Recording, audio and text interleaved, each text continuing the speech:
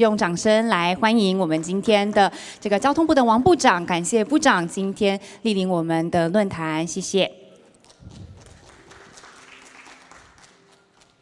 那也提醒大家，我们的论坛稍后呢，马上就要正式开始。我们提醒贵宾，要请记得将手机转为静音模式，谢谢您的配合。除此之外呢，因应防疫的需求，如果没有办法保持安全的社交距离，也请大家保持口罩佩戴。感谢各位贵宾。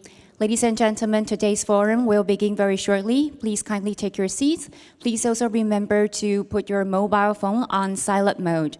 In addition, in line with the CDC protocol, please remember to wear your face masks at all times during the event when social distancing is not possible. Thank you very much for your cooperation.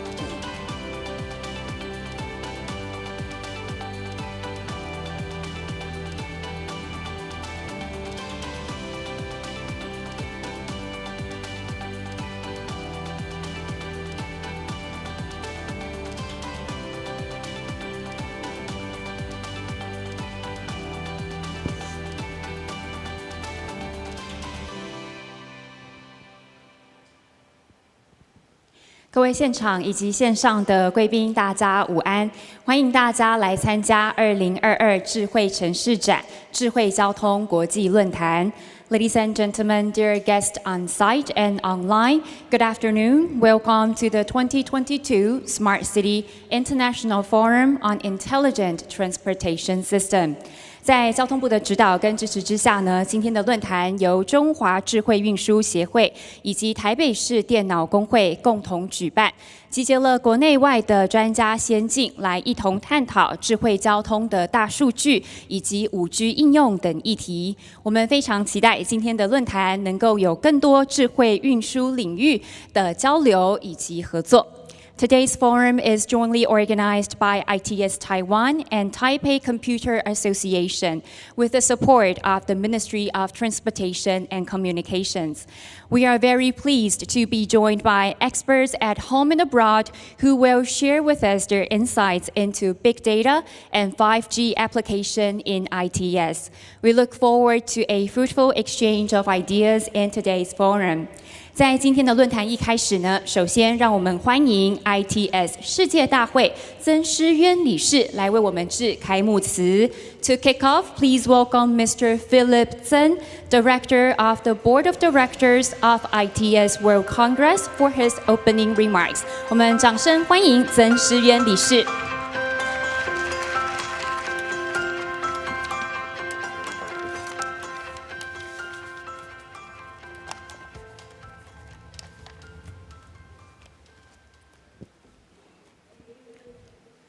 Prestigious Minister Wang Guocai, Mr. Nagus, Chairman of CICA Group, Australia, and honorable speakers and guests, good afternoon. On behalf of ITS Taiwan, it is my honor to welcome you all for participating in this Smart City International Forum on Intelligent Transport System here in Taipei. Year 2022 is the first post-pandemic year worldwide, and it is anticipated to have an explosive growth on new economy, enabled by new technology, for example, 5G, IoT, blockchain, big data, and artificial intelligence, etc. ITS, as the backbone of each country's economy, will need to transform both digitally and physically to accommodate all the demands driven by new technology in order to facilitate the anticipated growth in all areas. To accelerate transformation, not only the cultivation and adoption of above-mentioned technology capability is important, the experimental fields to realize the application is also critical. Taipei metropolitan, densely populated with 8 million citizens, plus the island of Taiwan, consisted of wide variety of topology and demography, will provide the excellent experimental fields to realize ITS application Taiwan, especially on big data and 5G, which will be addressed later in this forum to give us insight on how to transform ITS.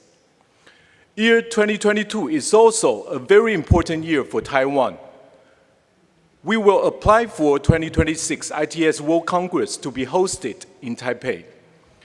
Taipei has been investing in smart city technology for many years and has also been ranked as one of the smartest cities in the world for several years in a row. Taipei would like to contribute more to ITS global society through demonstrating how we harmonize our society through advanced ICT technologies to make cities smarter, operate more environmental friendly, and more sustainable. Furthermore, we also want to showcase how we use ICT and ITS technology to close digital gaps between rich and poor, elderly and young, abled and disabled. The year 2026 World Congress selection process has already started. ITS Taiwan are working intensively to make Taiwan heard globally. Any support from you to win this important selection process will be highly appreciated. Last but not the least, on behalf of ITS Taiwan, I thank all the sponsors to make this forum possible, all the speakers for your great contribution, and all the working staff for your hard work to make this forum a success. Thank you. Thank you very much, Mr. Zeng. Mr. Zeng, please take your seats. 我们再次谢谢曾理事的致辞，曾理事请回座，再次感谢。我们今天的论坛呢，也要特别感谢交通部的大力支持，所以接下来呢，我们马上就要邀请交通部王国才部长来跟我们说几句话。Next, please welcome Dr. Kent Guotai Wang, Minister of Transportation and Communications, to say a few words. 我们有请王国才部长。Board member of ITS World Congress and also Vice President of ITS Taiwan, Fei Zhang, and also I know virtually the Ambassador of ITS Australia, Mr. Brian Negas, and speakers, distinguished guests, ladies and gentlemen, attending, join us virtually. Good afternoon. Good afternoon. On behalf of MOTC Taiwan, I'm delighted to welcome all of you here at the 2022 Smart City International Forum on ITS. The development of ITS has always been an important project, and our long-term responsibility is to improve the quality of transportation service. We also enhance the mobility experience and the transportation industry by converting big data analysis. That brings us to the two main points of today's forum, big data and 5G applications. MOT has been working with a great number of corporate, governmental department, academic department, and research institutes for different projects on transportation data analysis and the 5G applications. We have also built transportation data exchange, TDX, including land freight, sea freight, air freight, tourism and traffic and parking. The data is widely used by corporate to upgrade their service for the general public. There are over 100 cooperating parties on TDX with over 540 million data transactions daily. The government is aggressively to apply 5G service on highways. The data transmission will be more accurate through collecting instant and cross-district transportation data. Focus on the technology integration and transportation management and service. We can easily control real-time traffic flow and enhance driving experience by providing immediate and precise traffic information. 2022 Smart City Summit and Expo will take place in the following days, which MOTC and ITS Taiwan has denied Taiwan ITS Vision Pavilion. We welcome you to visit our booth, which showcase results from 5 major projects, including connected and automatic vehicle CAV, and shared mobility, mobility as a service MaaS, and also 5G intelligent transportation technology, and the transportation big data technology industry. My ministry has set up the second phase of National ITS Plan from 2021 to 2024, we still welcome to the plan to develop a good platform for international cooperation with you. We hope that all of you will enjoy and inspire from the sessions. I wish you good health and the following a complete success. Thank you.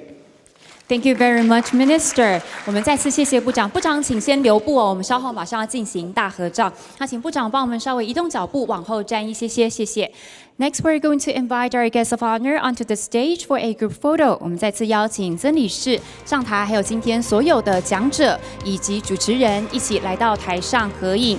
We would like to invite our speakers and moderators onto the stage for a group photo. For our speakers and guests online, please turn on your camera because we're going to have a hybrid group photo with our guest on site later on. 邀请线上的贵宾也帮我们打开摄影机，我们要一起合影留念。那请大家呢帮我们稍微中间靠拢，然后我们可以暂时的拿下口罩。那请先不要交谈，我们就暂时拿下口罩。然后呢，我们请部长带领贵宾比个赞，好吗？看向正中间的摄影师 ，thumbs up for the group photo and a big smile. 3, 2, 1, a big smile and thumbs up for our online guests as well. Thumbs up.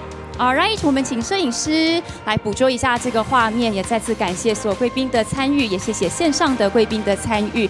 Thank you very much for joining us for this group photo, and thank you for taking time out of your busy schedule to join us today.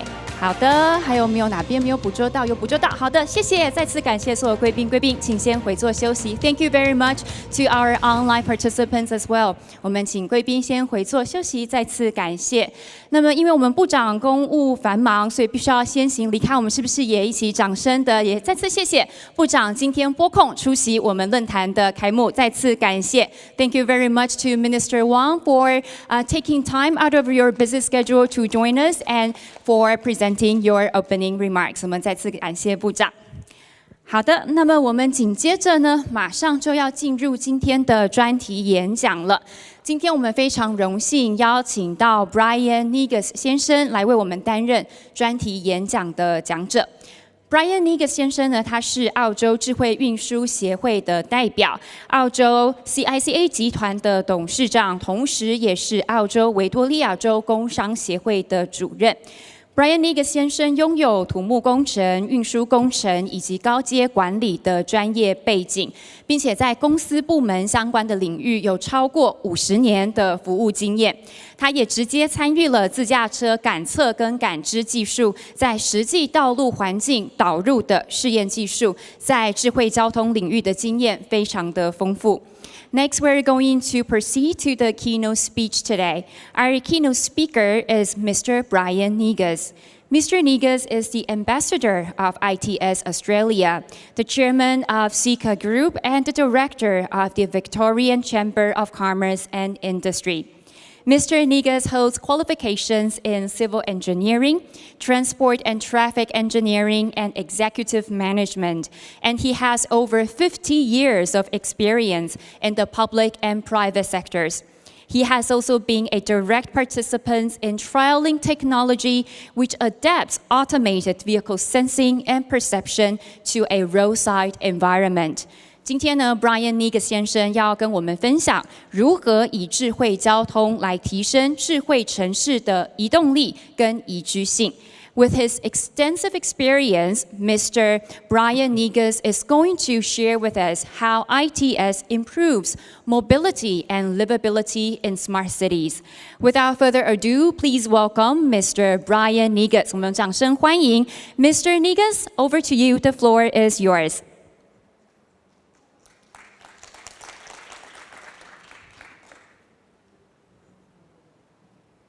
Thank you very much, and good afternoon to all of our friends from ITS Australia, in ITS Taiwan and Taiwan more generally. And of course, a number of people who are speakers today, but also Kent and Philip, I know well from our frequent contacts around the world. So today, I will actually cover a number of recent projects which ITS Australia has delivered to improve mobility and also livability, and also cover what's next in our policy agenda. Now, I think the organisers are going to organise the slide deck for me. I'm just waiting for that to come up, please.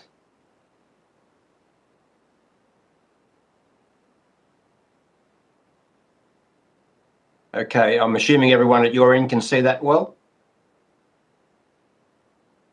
Okay, so the projects I will cover today are about mobility as a service and more broadly, mobility generally. CITS, improving traffic and vehicle safety and efficiency, shared mobility, and then lastly, local and community transport. Then I'll cover what's next for us in our policy agenda. Three areas are actually on our agenda for that. Optimisation of traffic signalling for a connected world, connected ITS, moving from trials to a national rollout, and sustainable transport and infrastructure.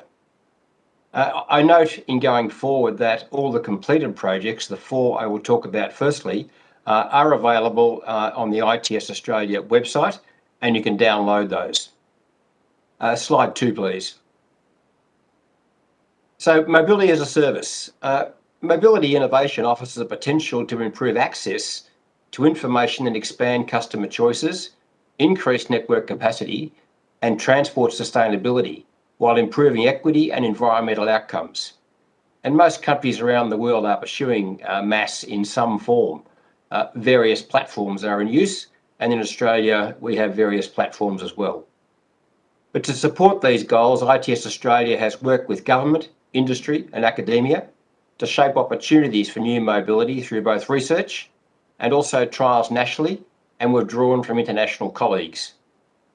We formed a Mobility National Reference Group to actually pursue this initiative, and that group meets twice yearly, and we have over 50 members of that group from those areas of government, industry and academia. To slide 3, please.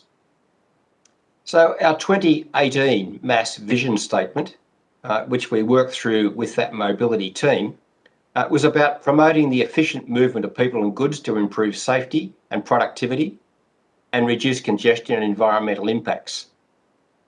To encourage a vibrant and competitive industry sector and support effective deployment of new mobility. To enable and grow efficient public transport and shared transport. And support improved access to transport options for all customers. To enhance transport access and mobility options to customers across the metropolitan and also regional areas. And there's some very stark differences between dense metropolitan areas and regional areas in a country as large and as diverse as Australia. We wanted to be responsive to socio-demographic and mobility needs of all customers, balancing innovation and improvements against equitable access for all Australians. And lastly, reducing the reliance on the need for the private car and increase opportunities for active transport. Most countries are pursuing MaaS on that basis, and that's really, really important both from the point of view of improved mobility, but also better sustainability outcomes. To slide 4, please. So in reviewing that 2018 ITS Australian vision for MaaS, we looked at the importance of reducing reliance on private cars, and the average occupancy in Australia is 1.3, so very low. It was determined to still be a key element in future mobility, but there was also recognition that while active and public transport are the most effective modes for short trips, especially in reasonably high density environments, there are many trip types, especially in low density jurisdictions. And I mentioned we have many of those across rural areas in Australia. It makes these modes of public transport and active transport less available. So this supports a more collective segmentation model as shown in this particular slide. Given the long-term transport modelling shows that sharing any mode is the key and large-scale private vehicle reliance is not sustainable. This adaptive model enables a more flexible transport mix to ensure optimal trip type and customer needs are accommodated. The goal intended to identify any latent demand and allow for more appropriate allocation of resources. And we wanted to build on a more adaptive and utilised transport fleet that is sustainable, accessible and equitable. And hence that move from just looking at mass as an entity to actually a broader mobility scene, and hence the revised framework with which we've adopted. So moving to my second topic on slide 5, Cooperative Intelligent Transport Systems, CITS. We addressed how to combine information technology and mobile communication to enable data and command transmissions between vehicles, roadside infrastructure and central management systems in order to improve roadway safety for all users and also traffic flow efficiency across the network. The recent technological advancements in vehicle-to-vehicle and vehicle-to-infrastructure communications, wireless sensors, video analytics, artificial intelligence, edge computing and IoT can support and accelerate cooperative transport systems in Australian cities, as indeed around the world, it was mentioned in the introductions. However, the potential safety and efficiency benefits from connected vehicles are unlikely to be realised in the immediate future in Australia due to the age of our fleet and the limited connectivity of new vehicles.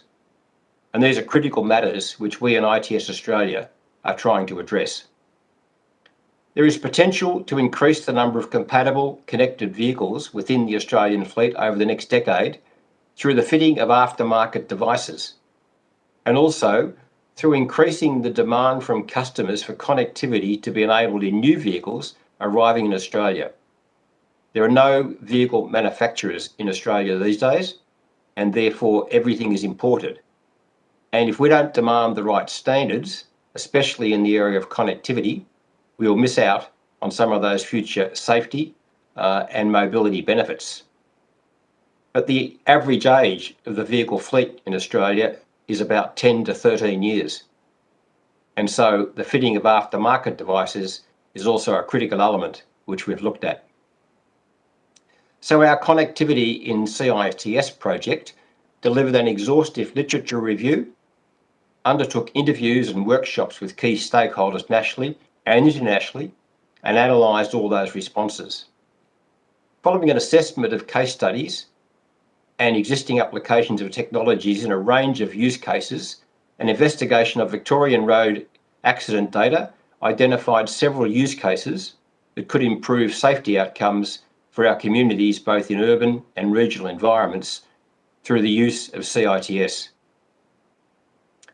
Moving to slide 6, these use cases are shown, and they include quite a raft of alternatives: ramp metering, speed limits, vehicle platooning, cross-traffic alerts, curve warnings, and overhead bridge warnings. And pretty much all of those are mostly about safety, but there are some elements of mobility and reduced congestion as well. So we analysed each of those alternatives and looked from an Australian context, maybe what is the standout which we could use initially, given the technological situation we're placed in. And so moving to slide 7, we summarise the key directions we've taken for this research. And we're focused on curve speed warnings. This is particularly an issue in rural areas, remoter areas, certainly also in metropolitan areas, but we felt that was, and the accident data we analysed supports this as well, being the most critical of use cases. But we're also now trialling turning at intersections and lane keeping assist, which are obviously other elements which technology can enable for us. We haven't got there yet. We've actually done the work on curve speed warnings. We're working with governments and the industry to actually roll that out, but we need to do more work in the area of turning intersections and lane keeping assist, using especially some of the overseas technology which we know is available.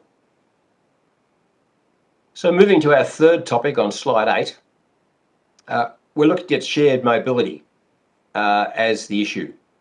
And a key challenge for Australia cities, and certainly from pretty much most cities around the world from my observations, having travelled very extensively, not in the last 2 years, like most of us, unfortunately, We're looking forward to actually travelling this year finally. But around the world, we want to actually look at and achieve improved efficiency of their transport systems. So every country is looking at that and exploring opportunities that technology and innovation can provide in this area, especially of shared mobility. Finding a suitable combination of modes for the different urban forms and needs means creating strategic networks and keep public transport as the foundation, but which include other solutions and emerging new mobilities. And mobility as a service started in this situation, and certainly we're leading on to other alternatives now to look at, in this particular case, free floating car share. Our aim was to assist policy makers and local governments to assess if their urban environments can benefit from free floating car share. So this report we did examines key issues facing car share implementation and provides evidence-based guidelines to government and industry, especially local government, where most of the car share modes, in fact, are in operation and are controlled by local governments. The guidelines are framed to enable each team to work with car share services in a way that best suits the communities in the areas where they operate, because there are many differences, especially as I mentioned earlier on, about dense metropolitan areas compared with rural cities. And there are many rural cities around Australia outside of the capital cities of, for example, Melbourne, Sydney and Brisbane. So moving to slide 9, we show the options recommended for jurisdictions to consider improving free floating car share systems. And these range, as you can see, across allocated on-street spaces, off-street spaces, permits, special permits, dynamic timing and pricing using technology, and hierarchical permits. To actually give preference, for example, to people with disabilities is one option. And pretty obviously, technology-based data collection and pricing are seen to be key enablers of improved systems. Allocating space is one issue, but in fact, dynamic enablers are the way to go in this situation. And we're still doing more work based on the report we've done already. So moving on to slide 10, it outlines our fourth project. And if you like, as a subset of what we've been talking about with mobility as a service, mobility more generally, and free flow car share, we looked at community transport, a special needs area which has wider use, especially in ageing societies. And many countries around the world are facing ageing communities where we need to provide better transport options. So we looked at community transport and looked at sort of policy development and wider industry thinking about the role of community transport and to determine the key challenges and opportunities for innovation to enhance the future delivery of flexible, demand-responsive and local assisted transport. The research particularly sought to holistically review community transport in Australia, including the current customers, service delivery, policy and funding ecosystems. We wanted to explore barriers and opportunities for innovation and use of technology and community transport, and also adjacent or equivalent services, because community transport is but one of the transport modes that many local councils provide, but they sit beside other public transport services, and so integration using technology is a key as well. And lastly, we sought to develop insights on systemic cross-cutting issues to inform future policy development and delivery approaches. So in slide 11, we focus particularly on identifying the profile of community transport users. And this slide shows various users. And as you'll appreciate, whilst they're the most prominent groups, they tend to overlap as well. So, age overlaps with women at one end, but also with other people at the other end. And they're shown on the slide. So they're the groups we focused on to look at then better service delivery of community transport. So moving to slide 12, we're now working with providers to explore the use of data systems, vehicle tracking systems, and modal integration to improve the outcome for community transport users.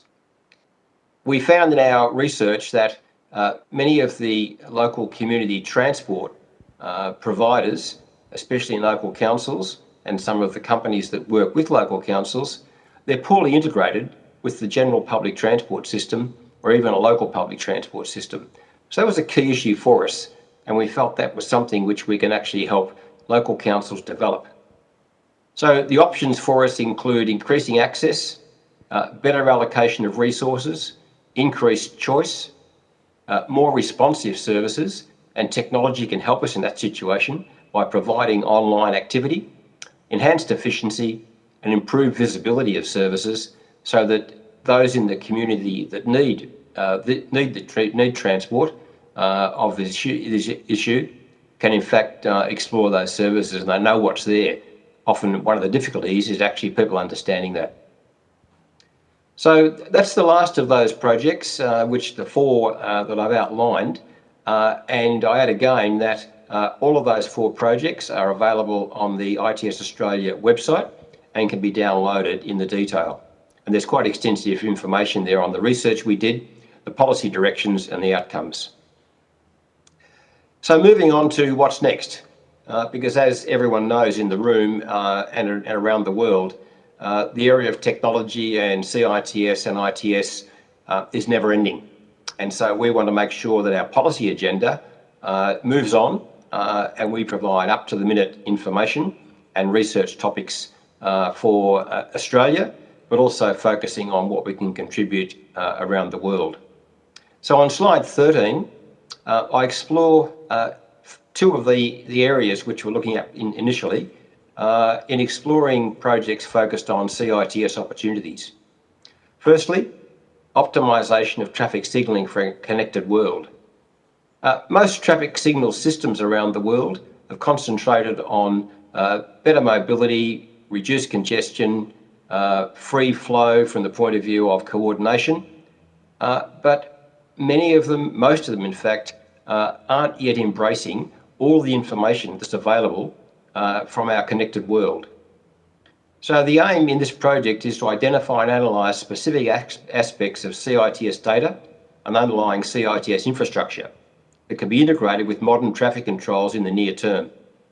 The potential for connected vehicles and infrastructure to improve traffic movement, reduce congestion, especially around intersections, is a real opportunity to improve network capacity and efficiency, and also improve sustainability.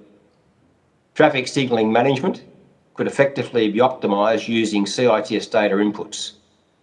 There are already many roadside technologies in place, particularly in intersections, such as cameras and sensors. And they've been deployed mostly to enhance movement and safety. But there's clearly an opportunity to analyse and model other connected data and infrastructure to assess potential optimisation applications. So we'll go about this particular topic and by doing some desktop research and stakeholder interviews firstly, drawing both in Australia experience, but also our colleagues around the world.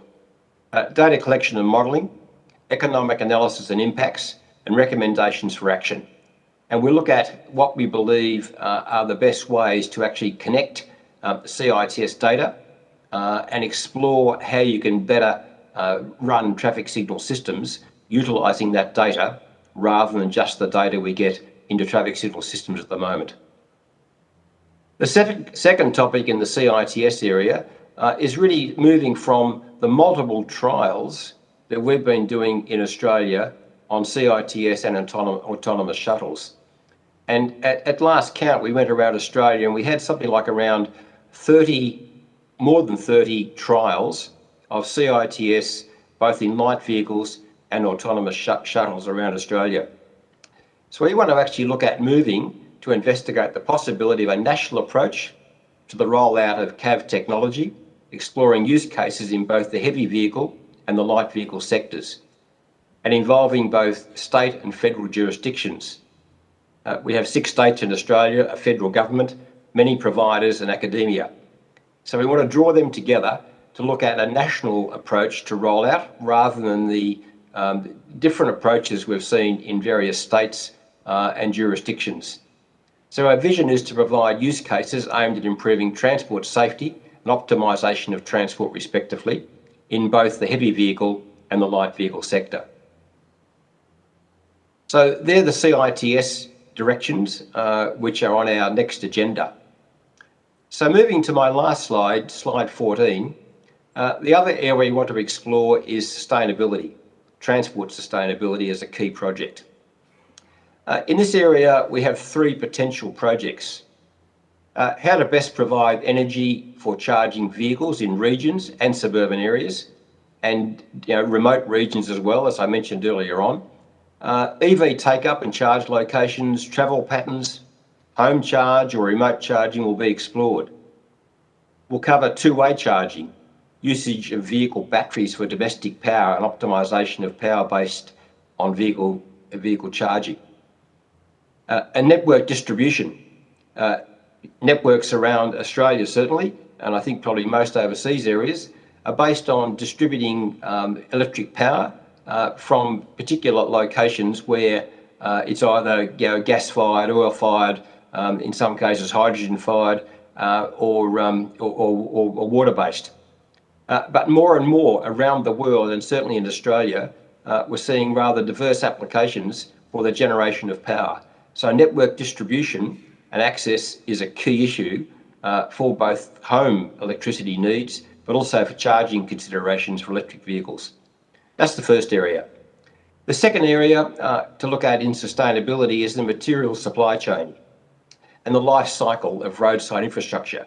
This is an area which we don't believe has been well enough explored. So we'll detail current sustainability supply chains and monitoring activities and investigate into international approaches and explore cost-benefit opportunities to see what we can actually deliver in Australia through looking at that life cycle of roadside infrastructure. The third area, the last area, is modelling emissions improvements through congestion management and route alteration directives. We've done some work in this area for congestion and the outcomes for mobility, but not a lot of work in relation to remodelling emissions and how congestion management and route alteration directives can actually reduce emissions as well.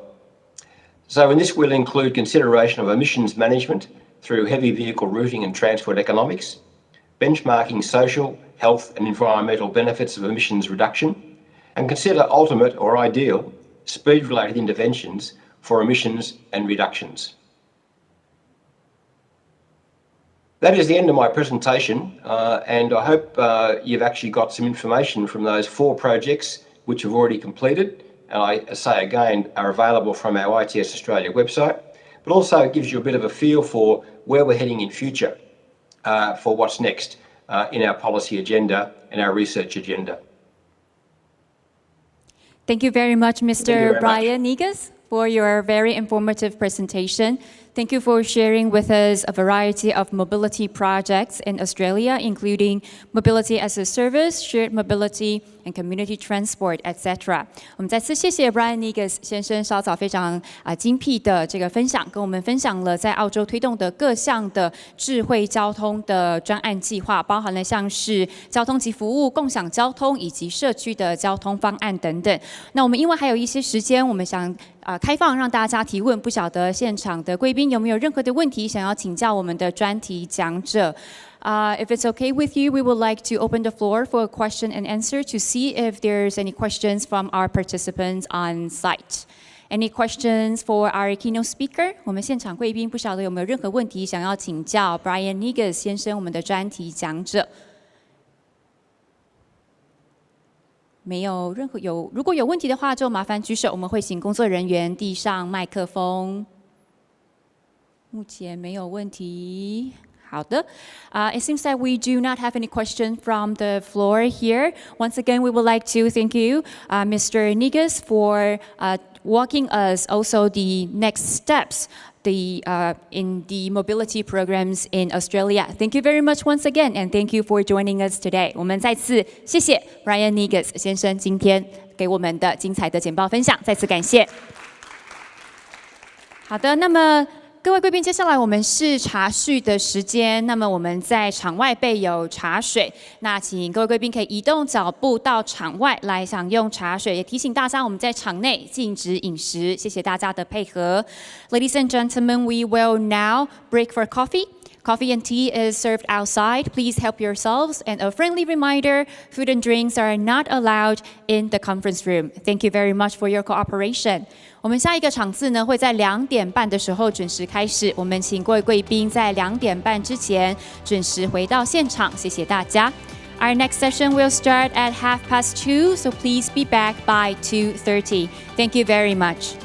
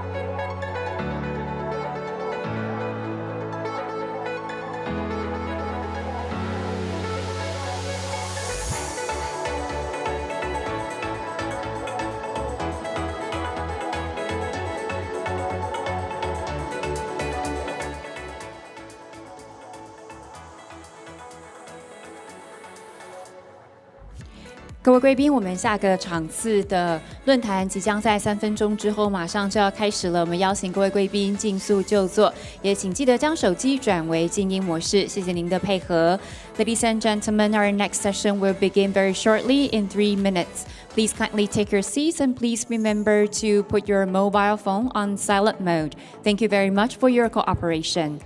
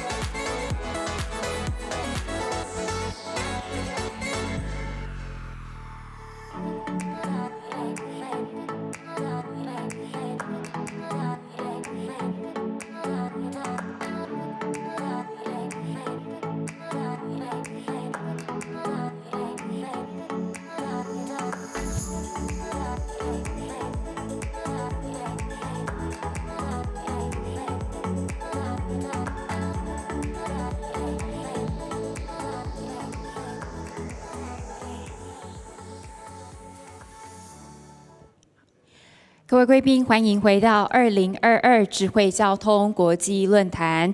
Ladies and gentlemen, dear guests on site and online, welcome back to the 2022 Smart City International Forum.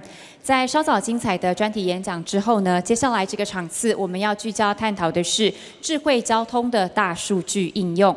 After the informative keynote speech earlier, in this session, we're going to invite experts at home and abroad to share with us their insights into big data in ITS. 这个场次呢，我们非常荣幸邀请到中华智慧运输协会黄文健理事来为我们担任主持人。黄文健理事呢，在智慧交通领域的经验非常丰富，专长的领域包括了运输规划与设计、公路工程规划与设计、公路安全与事故分析、大众运输系统以及资通讯技术等等。The moderator for this session is Dr. Wenjian Huang, Director of the Board of Directors of ITS Taiwan. Dr. Huang has extensive experience in ITS and specializes in transportation planning and design, highway engineering planning and design, highway safety and accident analysis, public transportation systems, telecommunications, and information technologies, just to name a few. I will now hand the floor to the moderator, Dr. Huang. 我们接下来呢，就把时间交给主持人黄文健理事。我们掌声欢迎黄理事。Thank you very much for a wonderful introduction. Actually, I prepared my own, but yours is better than mine. Okay, welcome to the Forum of Big Data in ITS. My name is Wenjian Huang. I will be your host for the Big Data Forum. Currently, I'm one of the board director of ITS Taiwan, and also I'm working with CCI, engineering consultant. It's definitely my greatest honor and pleasure to assist this forum and facilitate the discussion after the presentation. As you had experienced in this morning, a national warning alarm set off seconds before major earthquake hit. The alarm was triggered by multiple sensors. After the data center verified the data generated by those sensors, it's quite common to have such useful information without knowing the complexity of the data analysis. I do remember my first computer lesson when I was undergraduate university student. My teacher told me to be careful about the data if you are going to feed into your computer system. Because if you feeling your data as garbage, and garbage data only generate the garbage output. So this is what we call is a garbage in, garbage out theory, and still hold today. But I believe today there's no garbage in, garbage out in big data session. As you can see, by implementing the artificial intelligence, AI, and there's a useful data can be gathered and analyzed to generate useful and valuable information. Today we have 4 or 5 speakers who are the best expert in the big data area. They ready to share you the latest development in the real world application in the intelligent transportation system, ITS. I believe you will enjoy the next 16-minute presentation. Our first speaker, Dr. and Professor Wang Jinyuan. Dr. Wang graduated from the Purdue University, is a well-known professor from the National Yangming Jiaotong University. He also chairs the Regional Transportation Center of Taoyuan, Hsinchu, and Miaoli area. His expertise include logistics, traffic management, information platform, bus fleet management, and police dispatching system. His wide range of experience will be the reason that become our first speakers. So ladies and gentlemen, please welcome Dr. and Professor Wang.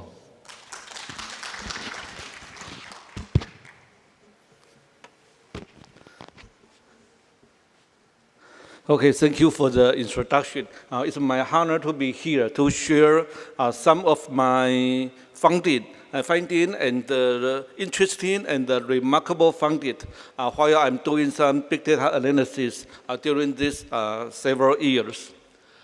First of all, last year I came here. I joined the exhibition, and the display board just collapsed. I was buried inside. However, I survived. I'm still alive. So here I come again. I believe this won't happen again. This is very remarkable. So I decided I'm not going to the exhibition this year. Okay. As we all know, in the traffic and the transportation area, we can collect a lot of information. When we get on and off bus, we use our electronic card. We record the time and the station we get on and off. We have all kind of the vehicle detection or AI pattern recognition. We can count the number of vehicles on the road. And when we use our cell phone, we also leave a record where we are and when we interact with a base station.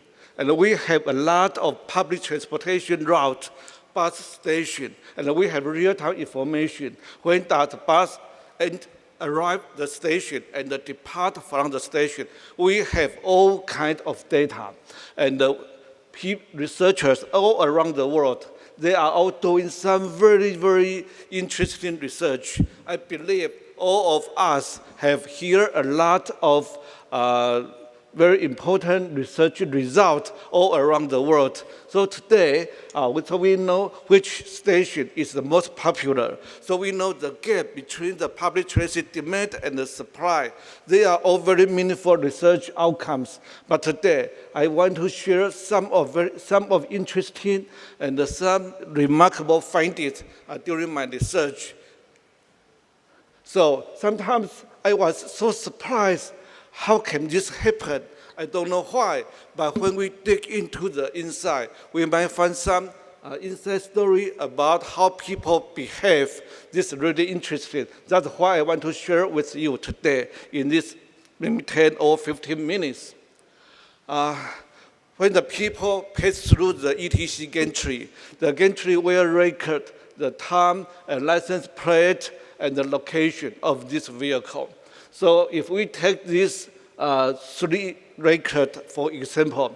Based on the hash license plate number, we believe the record belongs to the same vehicle. So for the first record, it's in the very early morning, 1:05. This vehicle is at the 162-mile post, which is the middle of Taiwan. But after 5 minutes, this vehicle traveled 100 kilometers and was in the north part of Taiwan. And after 10 seconds, this vehicle will shift to middle Taiwan again. That means in these 10 seconds, this vehicle can teleport for more than 100 kilometers. How can this happen? We try to figure that out. A reasonable guess is maybe there is a fake license plate, something like that. So if the police can have this information, they know how to catch the fake license plate. And if we have the real-time information for the bus, so we can draw lines like this. The horizontal axis is the time. The vertical axis is the bus stop. So each line represents the real-time information for a single bus. So each line will lean upper right. If we look closely to these figures, we can find some interesting phenomena. Let's zoom in to this one of these 2 circles. Let's look at this blue one. Let's look at the brown one and the green one, a blue one. That represent 2 buses. If the line is steeper, means the bus is faster. So from these figures, we can see that the brown bus is ahead of the blue one, but the brown bus drove slower than the blue one. So at this point, we can find that the blue bus passed the brown bus. And after a while, the driver of the brown bus suddenly aware and decide to speed up. So you can see the line become very steep. So the brown one speed up and catch the blue bus at some point. What does that mean? That means these 2 buses are pacing each other. They are racing on the road. So we need to call back these two drivers. We need a talk with them. We want to know what makes them do these racing things on the highway. This is not safe at all. But we do dig out this phenomena from the real bus data. And sometimes we know the time is money. During our big data analysis, I believe this is true. Once upon a time, several years ago in Taichung City, if you take the public transit system, the first 10 kilometers is free. So now when the people get on the first station, when the journey is approaching 10 kilometers, the passenger make a decision. He or she get off because the first segment is free. And then the person just stand at the same bus stop, do nothing but waiting for the next bus. So after 20 or 30 minutes of waiting, the person get on the bus again to finish the remaining trip. And the remaining trip is free also. So the people would rather spend 20 or 30 minutes or even an hour waiting for a bus just to save that amount of money, which may be 20 or 30 NT dollars. The percentage is kind of high. And the next one have the same situation. For the senior patient, for senior citizens, each month they have 480 points to be used in the public transit system. So in the Damshui area, we find that some interesting behavior. Some people will get on the bus at a certain station, and then they will ride the bus until to the terminal station, and then get off and do nothing. Just not take the next bus from the terminal station and back to the original point. We don't know why. They just take the bus I travel maybe 40 minutes or an hour to the terminal station and wait for 30 minutes for the next one and I go back. I guess they take the bus and the sightseeing bus.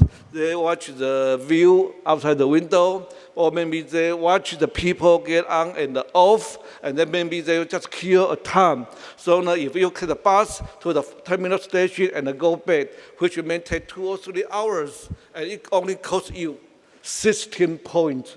That means you can do this every day. You can do this every day and kill 2 or 3 hours. And we dig into the data, and most of this trip was used the welfare point. So that means maybe with the government or the authority might to find some interesting stuff to entertain our senior citizens. And also for the MRT, we find some very interesting things. People will check in to the station A, and after a while, he check out at the station A again. That means the check-in and the check-out at the same station. We don't know why they are doing this.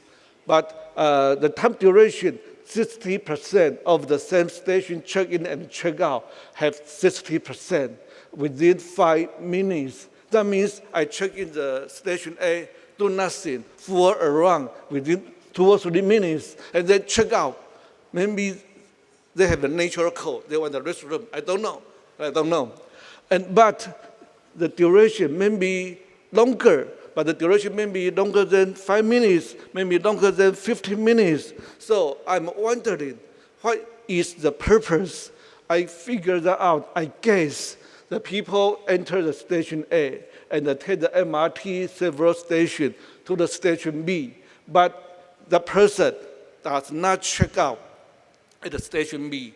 Maybe he just personally deliver online shopping items to his customer. So they just exchange goods at the station B.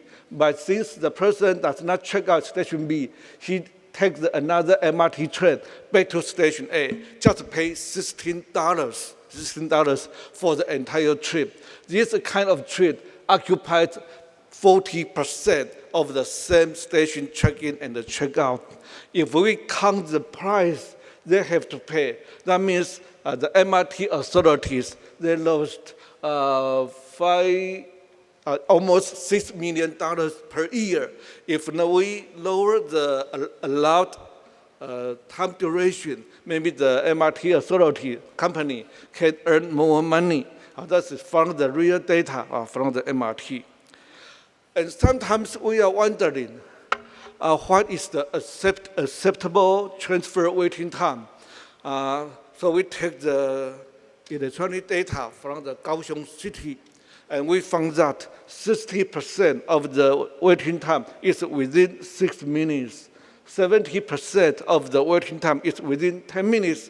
That means if the transfer waiting time is longer than 10 minutes, forget about it. The Kaohsiung citizen won't let this happen. They refuse to take public transit.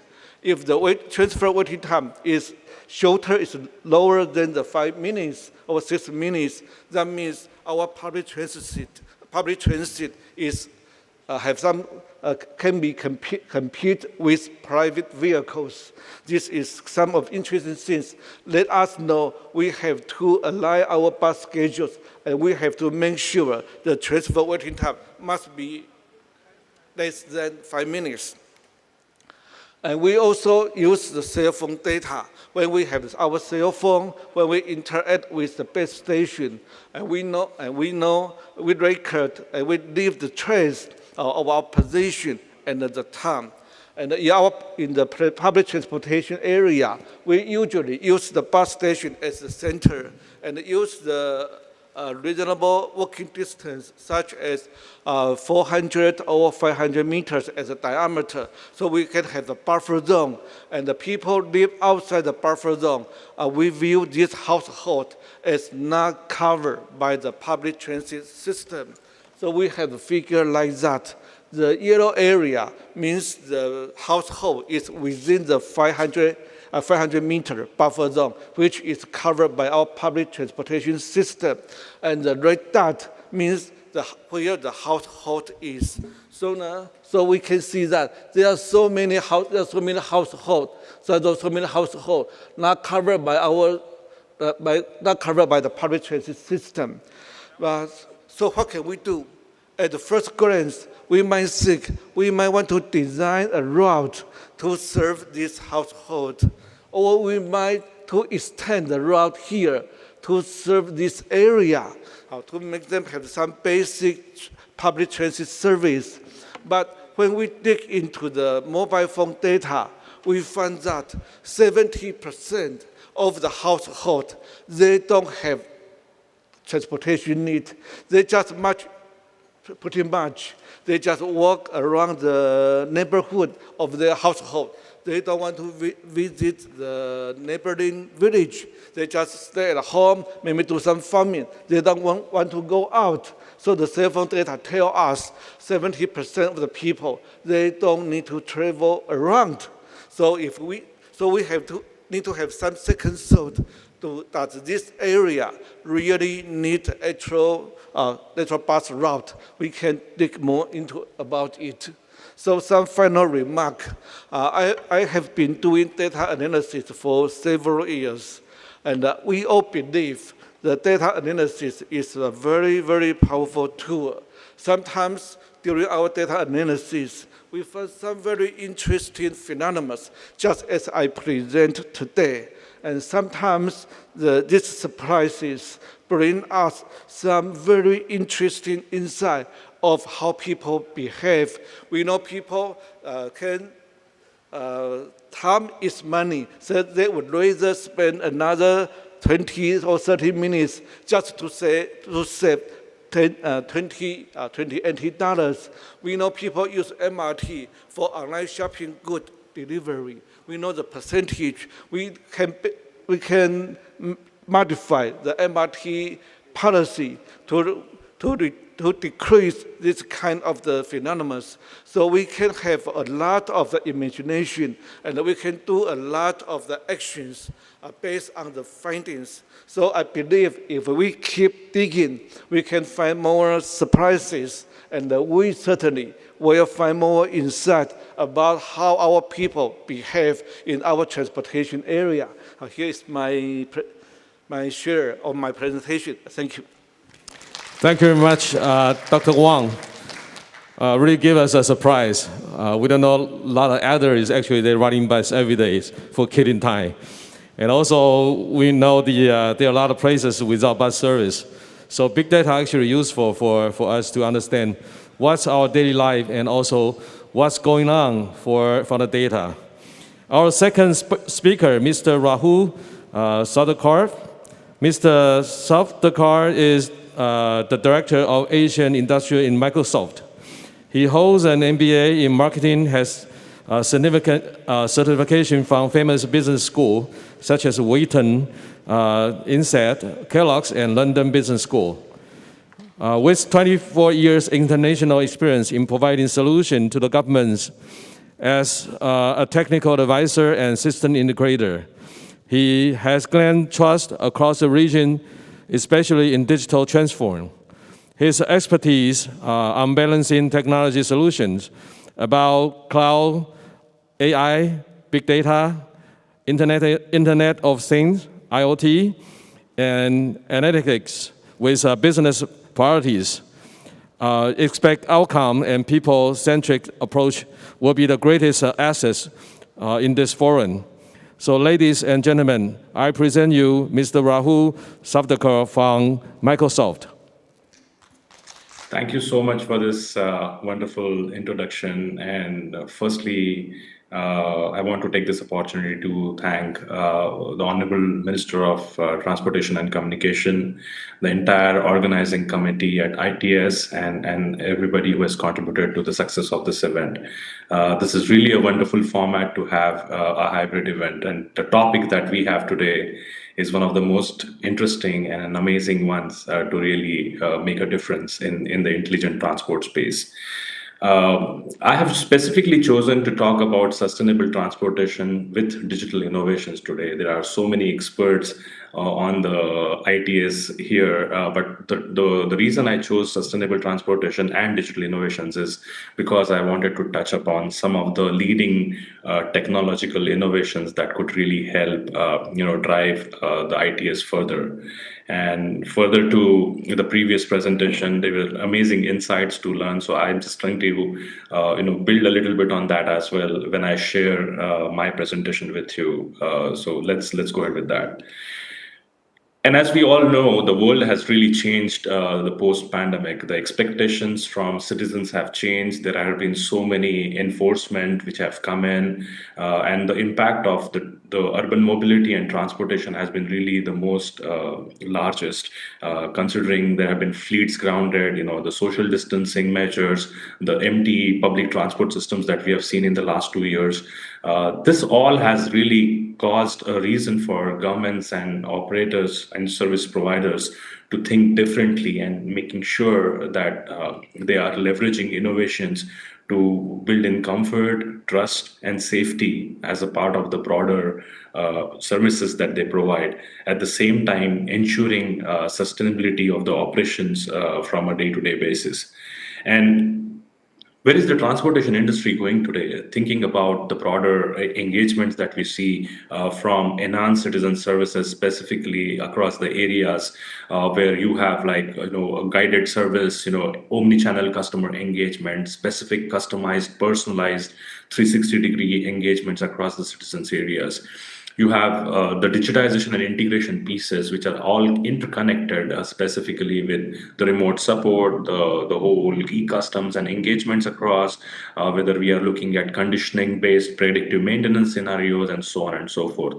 And then there is always a new avenues for business models and products and services to be introduced, which also means that the industry has to now look at customizing their products and services to meet all of this collaborative approaches and still doing great about it. If you see this diagram and interconnections clearly, one of the connecting dots that you would see is the data, and the data is the one who's actually leveraging each of these use cases and powering them up in a really big way for digital transformation to be very, very successful. When I think about sustainable transport with digital innovations, there are 5 core pillars that come to my mind, and obviously this is completely aligned with all the previous presentations that we saw since morning. I would want to start with sustainability. I think it's all about how are we really thinking about sustainability to reduce the carbon emissions, to reduce the atmospheric and environmental impact that the transportation systems are causing. At the same time, also look at green transportation as the source of engagement. And I'll talk a little bit more as we go a little bit deeper on each of these pillars. IoT and AI is again a no-brainer. So many sensors, so many networks, so many data streams. How are we really leveraging the power of data streams and artificial intelligence to lead with the digital innovations as we saw. Digital twins are very emerging concepts again, and basically helping all of the transportation authorities and planners to kind of build better systems, operations, and making sure that there is an efficiency increase that can be brought on the table when we think about planning and executing some of the transportation projects. Edge analytics, a very different kind of a boon, which has now kind of taken the big data to a next level, wherein we would see, so much of capabilities of analytics being brought at the edge on a real-time basis. And mixed reality, I think this is another big game changer, which has caused a lot of scenarios across whether it is navigation, whether it is route planning, whether it is maintenance, and so on and so forth. So all of these areas specifically, kind of drive the sustainable transport along with digital innovations. Talking about sustainability in transportation, I think it's driven by 4 core pillars. When you think about mobility services, I think it's more about how will we build intelligent, demand-driven transportation services, specifically taking the needs of demand and supply, especially, and making sure that there are enough multiple options available to meet the mobility services requirement. Circular economy, this is more about regeneration and minimizing waste through recycling, reuse, and refurbishing. I think that's another important aspect to look at when you think about predictive maintenance and planning scenarios. Electrification, I think this is going to be another game changer when it comes to looking at the transportation and mobility of the future with renewable prioritization over carbon traditional legacies. And transparency, and this is all about entirely end-to-end supply chain visibility across other strata of the industry that we look at. All of these four components really build the crux of the sustainability that needs to be brought in with insights and data that really power the digital innovation around here. Analytics at the edge, and this is another game changer from a technology standpoint. As you can see, there are so many use cases and scenarios that can be really powered by the analytics at the edge. The power of the conventional sensor cameras has really grown multifold when you look at identifying pedestrian violating the red lights, or basically identifying intersection or junctions which are really having an obstruction of a vehicle, or there are specific areas which are really highly prone to accidents, and making sure that there are areas and intersections which could be done with reduced accidents or zero accidents from a priority standpoint, and all of that insights of the data planning. Whether it is even identifying parking challenges of the vehicles or unidentified objects which can be identified with the power of the video analytics at the edge, and making sure that there are workflows that get triggered as a part of that.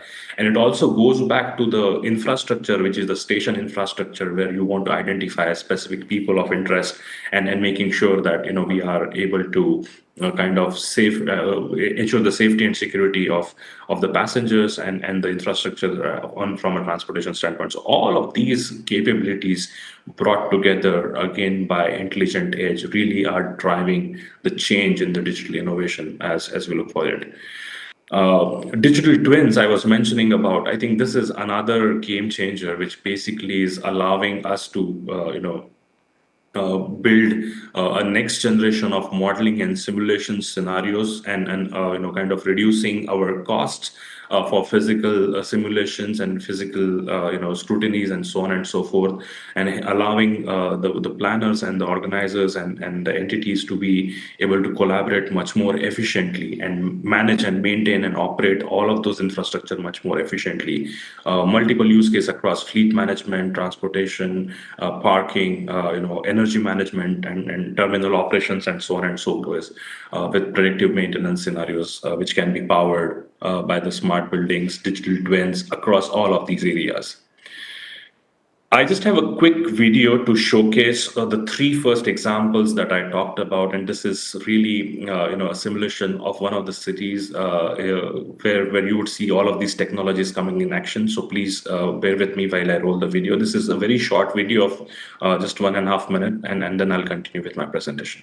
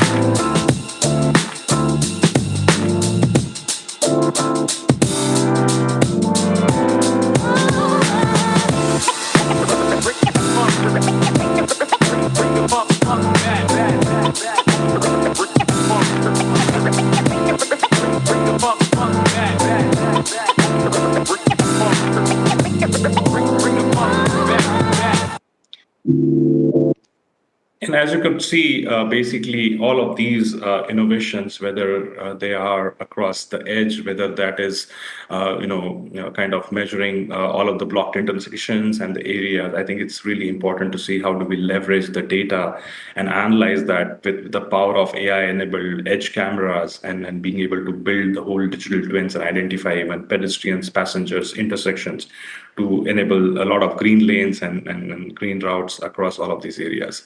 The second innovation that I wanted to touch base today was around digital agents, and I think we have all seen them in action, but the digital agents have also changed their, nature, and I think have become much more about process automation now, whether it is conversing with people in their native language. I know some of the countries are trying to enable kiosks, which digital agents at the important stations and transportation junctions to be able to converse with passengers in their own native languages to enable tourism and so on and so forth.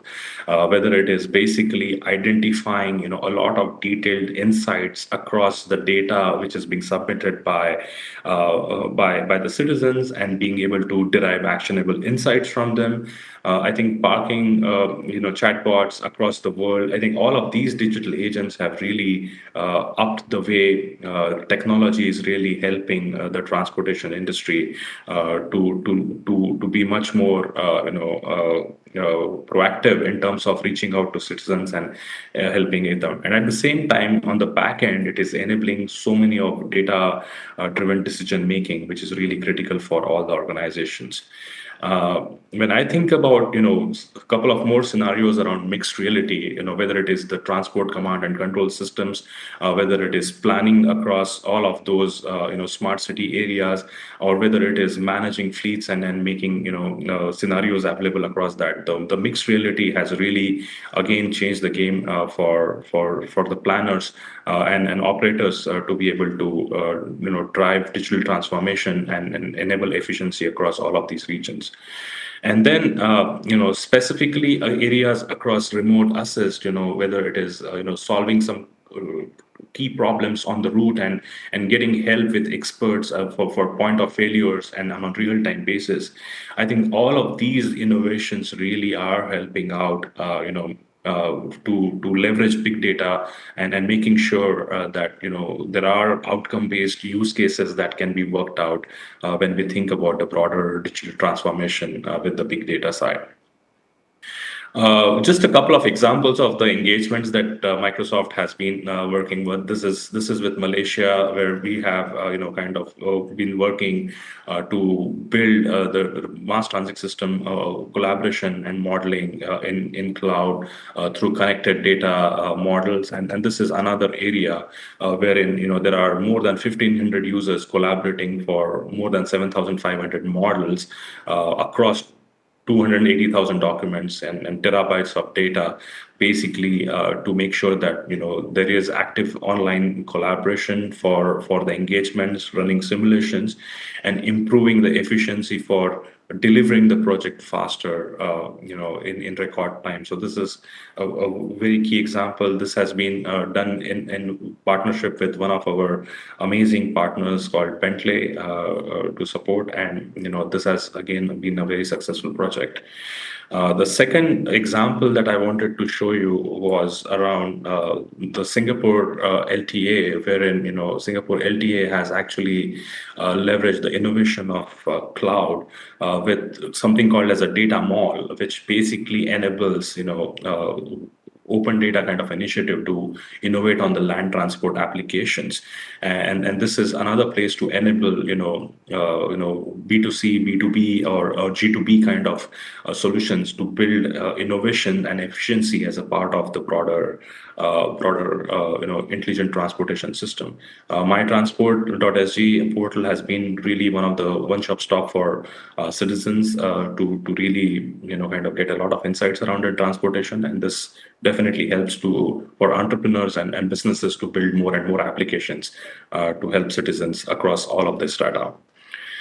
The next example that I wanted to quote to you quickly was around the New York Fire Department, wherein they have been actually using the power of the cloud and big data to identify specific idling times for vehicles which has been consuming gallons of diesel. And this has really helped them look at deploying the power of IoT at the core, integrated with the cloud technology, and save kind of a lot of carbon emissions, and making sure that they are more into a greener journey for reducing carbon and making sure that New York has become a much better city and reducing pollution across all of the areas. This has been, again, a game changer in terms of technology innovations and the actual impact that we are looking at driving. And with this, I just wanted to quickly highlight the importance of security as well. All of these innovations really need to work closely with the security, and there is obviously zero trust technologies available for leveraging the big data innovations and apps and infrastructure and network to be protected. So when you build your story around digital innovations and data strategy, it's important to look at leveraging cybersecurity across all of these areas.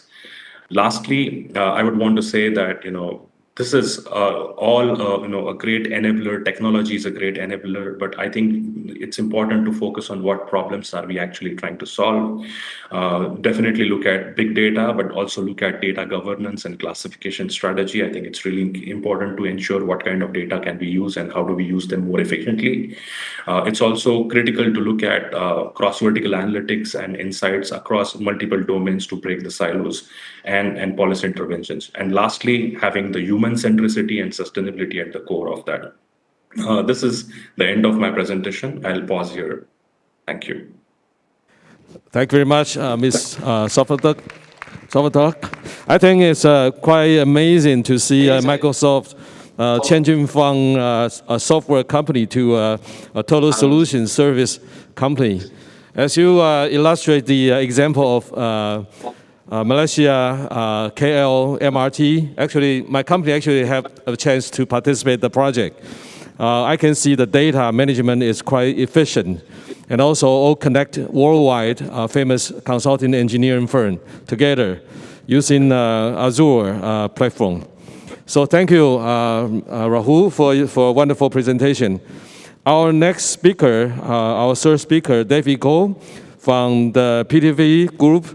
Mr. Goh has more than 20 years of experience on venture building, innovation management, business consulting across the Asian Pacific region, with his special focus on urban mobility, smart city, and this is quite new. This is data as a service. Before joining the PTV Group, Mr. Goh founded Solutix X in 1998 and gained his degree from the University of Queensland on information science in 2004. Later, he became a management consultant in 2007, serving as a business consultant and a digital team leader. In 2015, he co-founded the Autogravity, Daimler Venture company. In the next year, he led the innovation team and was promoted to a general manager in 2018.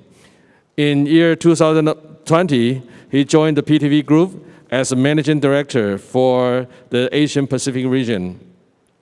Let's have pre-recorded presentation from Mr. David Goh.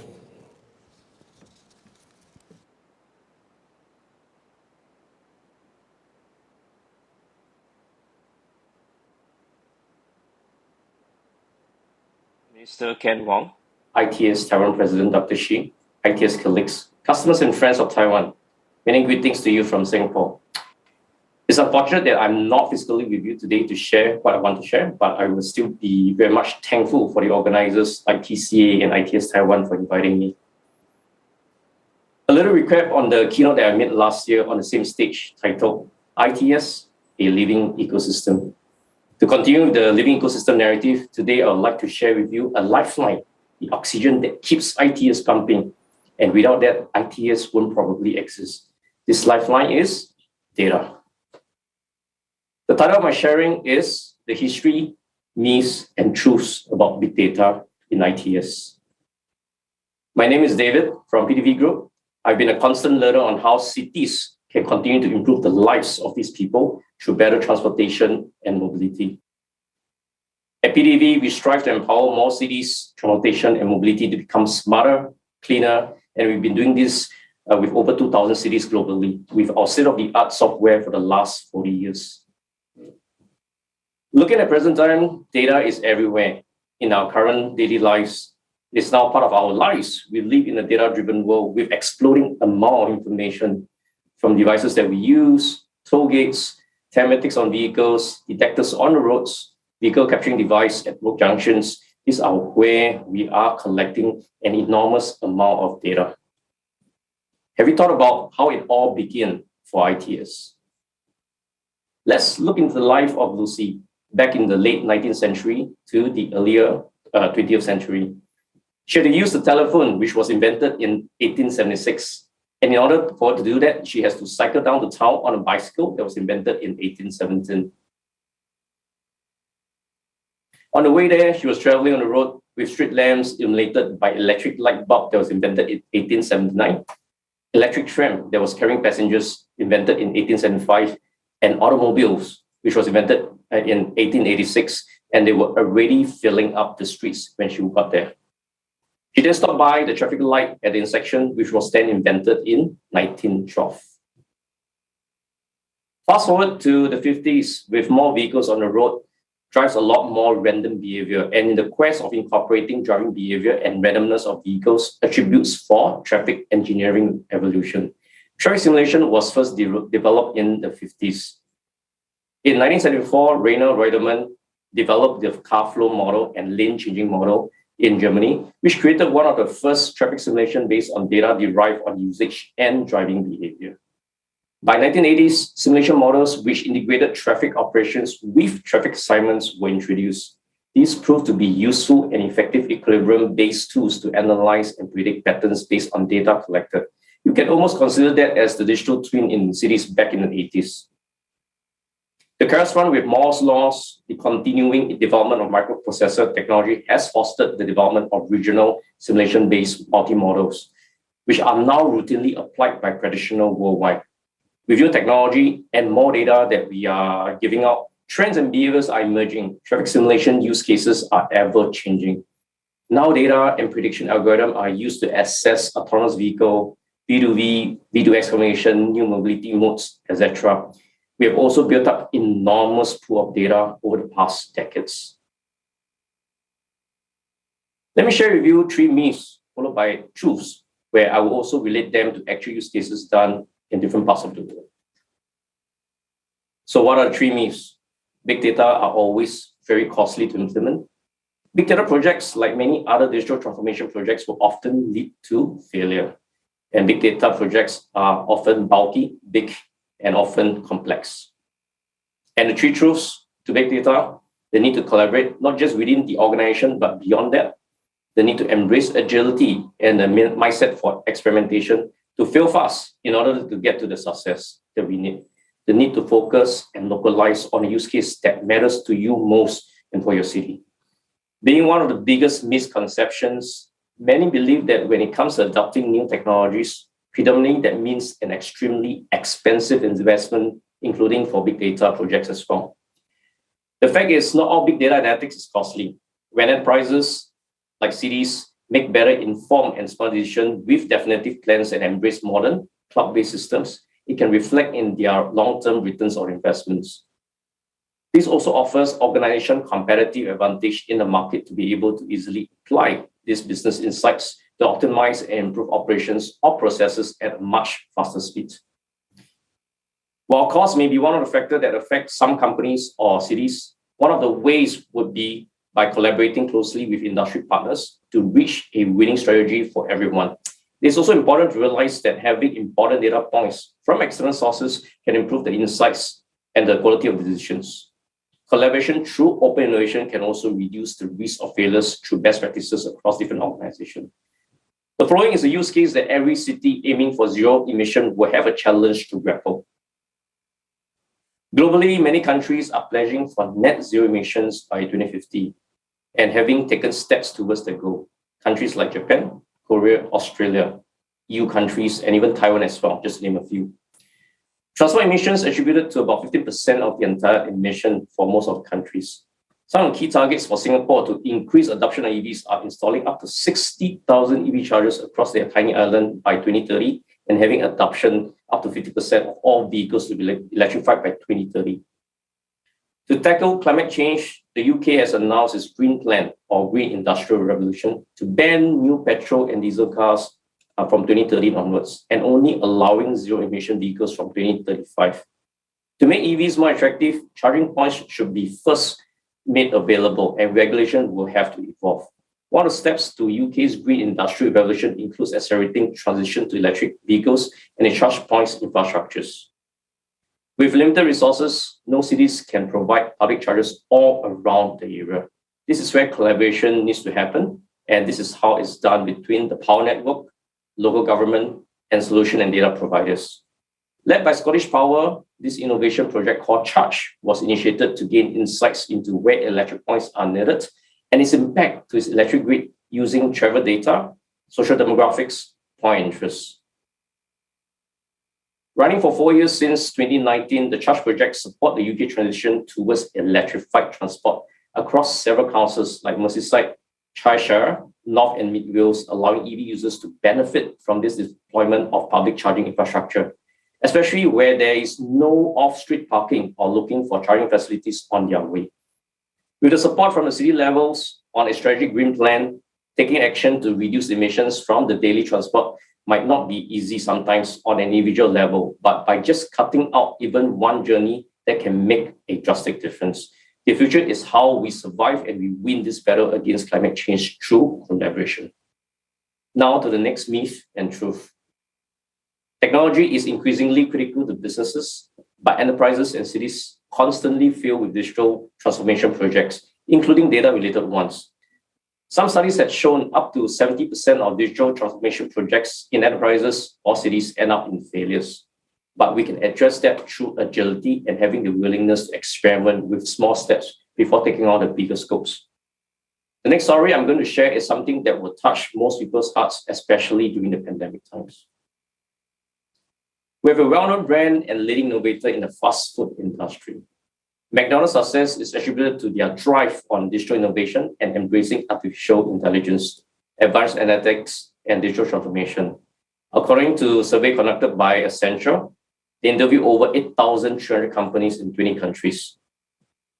McDonald's is one of the 8% companies that have boldly and successfully pursued innovation and experimentation. In 2017, McDonald's in Germany entered the delivery market and partnered with Delivery Hero, a Berlin-based online food delivery company. And during the pandemic, like anywhere else in the world, the requirements for delivery escalated. They must optimize their assignments to their delivery people on territory. So how did they do that? They experimented with using social demographic data, which consists of purchasing power, age, gender, household income, together with product and past transactional data to validate their prediction. With that, they can analyze the market accurately, ensuring appropriate assignment of orders in accordance with territory zone, making wait time shorter and better utilization of their delivery drivers. Feedback from social media had also further affirmed that customer satisfaction has improved over time. With improvements in their delivery services, Rudy Rodel, Director Delivery at McDonald's Deutschland, said he sees great potential in Germany-wide presence. That is growth through existing restaurants that will also offer delivery services. We will continue to collaborate with service providers, including PDV, to provide a better productivity and customer satisfaction in Germany. There was a time when gaining big data insights required a team of data scientists. The reasons for its complexity is due to the fact that the big data is often being misunderstood. In reality, most things in life require a learning process before it becomes easier to use, and the same goes for big data tools. The solution is to start with something specific. And with advances in software, this allows people without technical background to be able to access and analyze the data for their needs. Stakeholders tend to work on many different use cases, some highly relatable, but some are not. There's a need for stakeholders to put focus, and hence localization is important to truly comprehend and focus on use cases that matters to them most. Here's an example of a use case from the city of York in the UK. York was founded by the Romans back in 71 AD, which was also the capital of Roman province of Britannia. and has strong history and heritage to it, which has drawn a lot of visitors from UK and in the EU. Especially after a blockbuster movie like Harry Potter, here's a scene taken from The Chamber of Secrets, released in 2002, where Hagrid took Harry Potter to the Diagon Alley, where inspiration was taken from the Alley of Shambles in the city of York. This has further attributed to the popularity of York. Some background on York. It has an organic population of about 200,000 and has its economy focusing on services and tourism, being one of the most important sectors with up to 7 million visitors per year, which resulted in congestion, emission, and accessibility issues. There are also a number of bridges that created a lot of choke points. The councils also have no intention to further expand any infrastructure to cope with the congestion. To manage the traffic congestion during busy period, a project team was founded, led by the City of York Council, comprising of consultancy firm Wood Group, PDV, and independent strategic modeling experts Relative Gap. They have accomplished the first real-time transport model to be used for live traffic management in Great Britain. The live transport model integrates with over 100 live traffic flow sensors, live signal controllers, live-speed data across the network to improve forecasts of the traffic condition using machine learning in the city. With PDV solution deployed in the city, this has enabled prediction of future traffic levels based on live behavior, where planners can then adjust the traffic light timing to suit the entire road network, preventing spillovers and longer than expected wait time. And now they have the intention to extend the scope to the public transport system. By 2050, the world population is expected to reach 9.9 billion people, and 70% of us will live in cities. We will need to be smarter with the solution we deploy and intensify the use of data that we have collected. To achieve ITS goals through innovation and integration of big data, we must openly collaborate, boldly experiment, and focus on problems that matters to us most. My name is David. Feel free to connect with me or my partner, TMS in Taiwan, to further extend this idea. Thank you very much, and back to the organizer of ITS Taiwan. Okay, thank you, David Goh, for a wonderful presentation. Actually, I was surprised to see big data leads failure, but you can see not lead to failure, as in another way lead to a quite success. You can see McDonald's not only know what kind of meal you like, but they also know how to deliver your meal faster than other fast food chains. So that's the big data.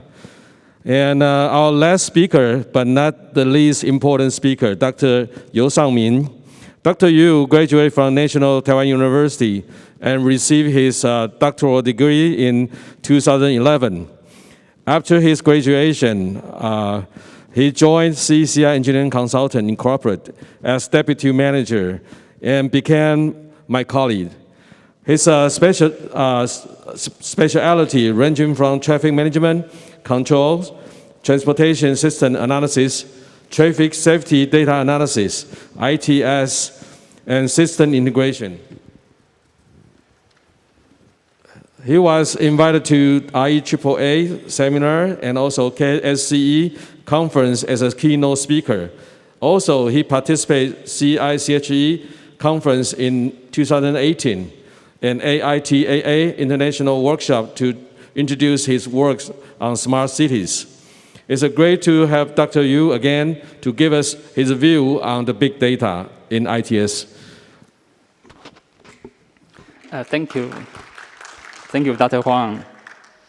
And I appreciate everyone's time to attend this seminar. And to be honest, I'm not neither really a data scientist or big data expert, but we do execute several ITS projects related to the data analysis, especially CCI as an engineering consultant.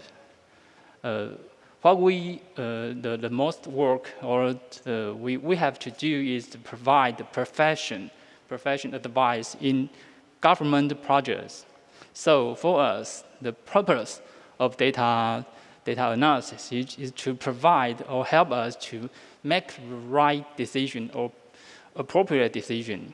So in this presentation, I would like to share some opinion or to introduce the purpose from the data to decision. And then I will take two ITS cases then in the later presentation. So, okay, let's move on. And this is the Ptolemy world map depicting the world known as the Greco-Roman society in the 2nd century. So this was the fact at the time.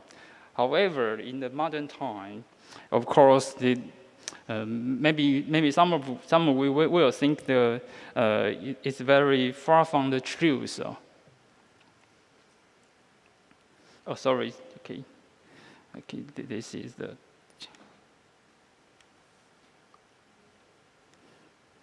So okay. This is the data information decision cycle. As I just mentioned, what I would talk about is the relationship between the data to decision making. So, as you can see, the data is here. The data is here. So it is just a combination of bits. It cannot tell any stories unless someone to analyze or to interpret the data. So after the data analysis, we can produce information, and in which the information it can help us to form the proper knowledge, and then we can use the knowledge to make right decision. And after the decision making, actions may trigger, the more data will generate. And this hoping loop will confirm and many loop cycle, and that will affect our action. So the data has been affecting our thinking patterns for hundreds of years. Take the world map as an example, as I just mentioned.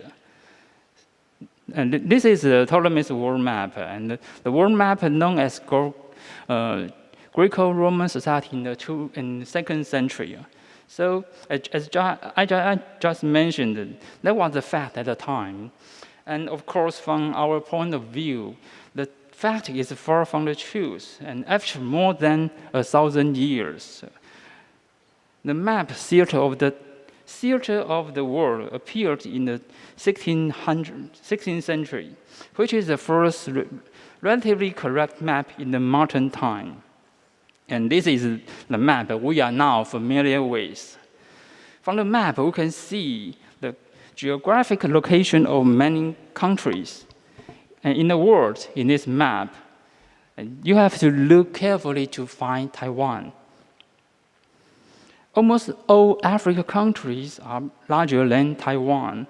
But if we look at the map from a population perspective, it's become a different map. Taiwan is a little bit more obvious, as you can see the right dot. And furthermore, from the perspective of the internet users, the world map becomes this, and Taiwan is the most larger than African countries. So why do we talk about this? As data becomes more diverse, we began to see the world from different perspectives, and which in turns affect our perception of the world. So let's back to the cycle. In other words, our perception of the world depends on how we see the data. And how we analyze and interpret the data will affect our decision-making process. And next, I will show you the two ITS cases. And the first is a project we cooperate with the General Administration of Highway and ITRI. We applied UAV and AI to assist traffic management. As you can see, this site is located at Suao Town, Yilan County, and it's an area. And it's an area between the freeway and the Suhua Highway. So there are always traffic jam on the road because it's a very main corridor to Hualien.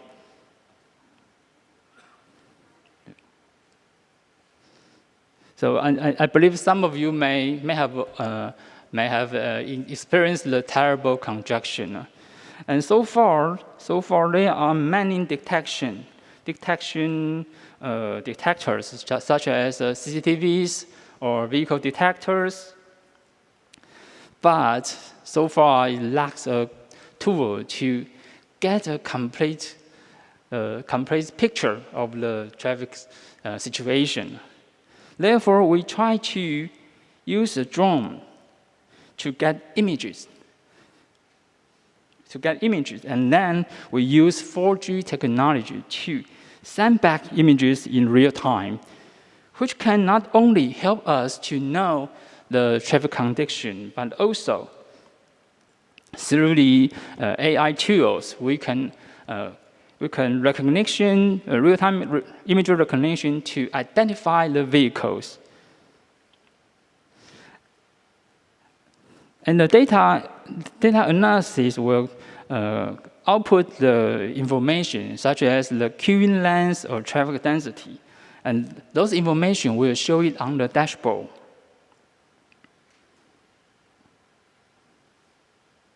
And this slide, I can clearly say that in the UAV case, the data is images, and we applied AI technology to convert the data image to information such as I just mentioned the density of the road or queuing length. So, in order to integrate various information into knowledge, we developed the dashboard. The lower left corner shows the position of UAV, and the right corner is a real-time image recognition, the result. And the upper part of this dashboard, it shows the density of the road section. Besides, the color represents the different congestion level. And this tool can help us to grasp the traffic situation in real time and make appropriate decision for us. And to confirm the veracity of the data,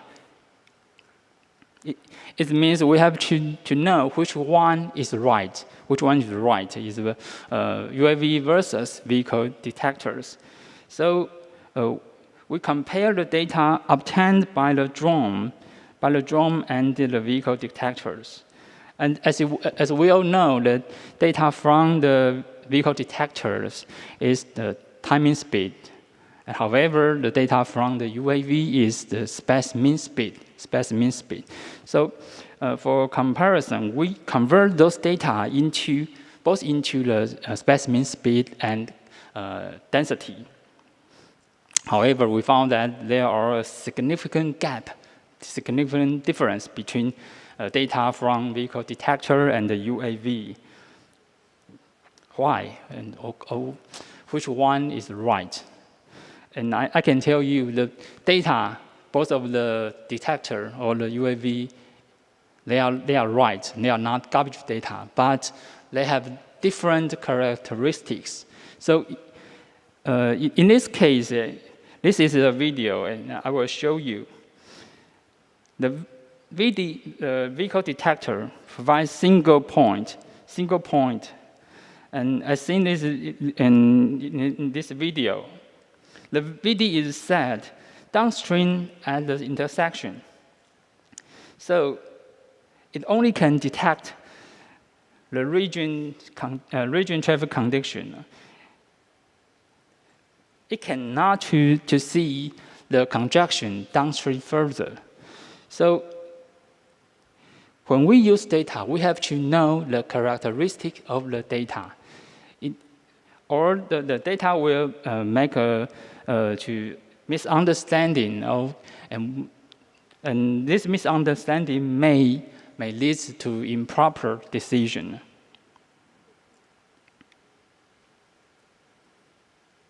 And we are, beside the case, we are now currently assisting the Taoyuan city government to develop a traffic accident analysis platform, as you can see in this picture. And we are trying to digitalize the accident data and hoping to provide the data analysis tools and can find the cause of the accidents.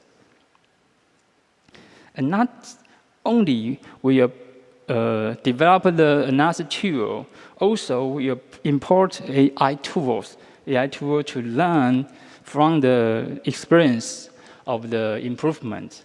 So we hope one day the expert system can give the suggestion for the accident improvement, and then all of the knowledge can store in this system. And this architecture is the platform architecture, and as you can see, we design a corresponding function in order. The function is designed by the different the user needs, such as the system function or the need for input data or the need to improve safety or even to sharing the information. Further, as I just mentioned, we developed the dashboard to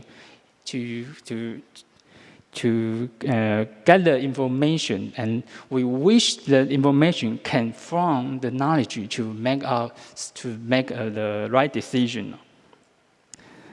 And this is the dashboard of traffic accident overview. It can analyze the number of accidents in different regions, and the comparison result. And comparison result in different regions, and comparison result of the same region with the same period last year. Or it can analyze accident factors, and can show the casualties in the all data. And also we can obtain information from this big data. In addition, we also design different dashboards according to user requirements, such as accident-prone locations and drunken driving accidents and accident-prone group. And as I just said, to integrate the information into useful knowledge to help us to make the right decision. Okay. Let's review the data, information, decision cycle. On this platform, in addition to develop the dashboard, we also try to use AI technology to further assist in decision making. So why do we choose to execute this process? Our AI module will record historical data and learn from the strategy that has made and record the effectiveness of each strategy. When encountering similar accident situation in the future, the system can give the right decision and the suggestion for improvement. And we can say that AI can help us to achieve the goal of decision automation. And in addition, the application of data, perhaps many of you have found that the variety of data can also help us understand the fact.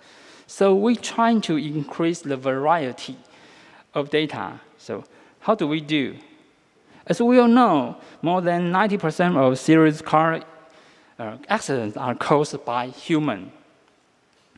So we cooperate with the Junda technology to analyze the driver's behavior to find out the paths prone to improper driving behavior and compare it with the accident data which can help us to identify the cause of accident or to detect potential risk early.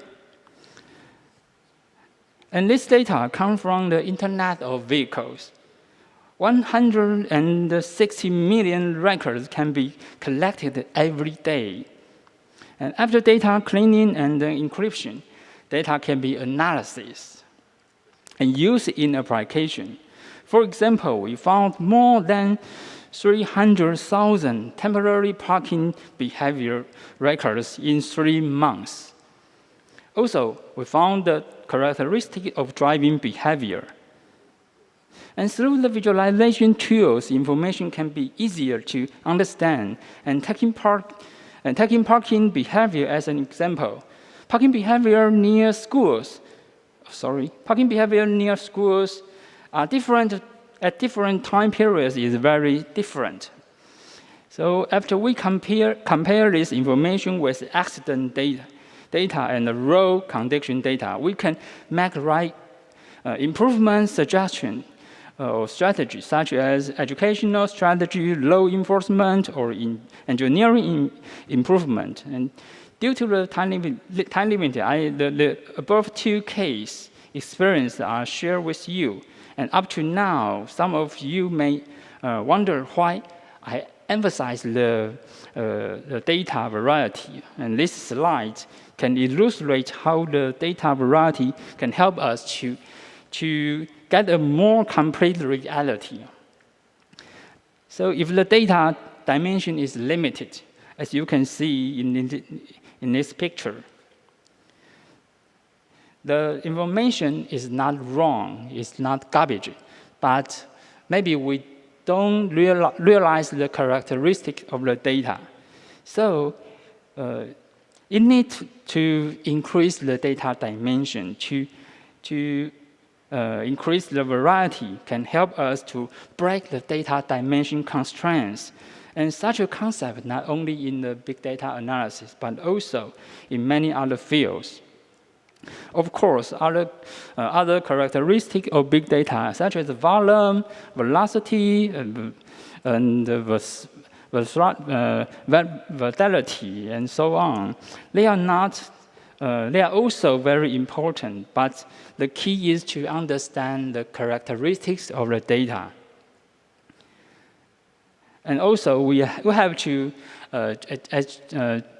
just like the speakers just mentioned, we need to make the data localized, and we need to cooperate to combine this different kind of data. And maybe in the future or in the developing direction, the social media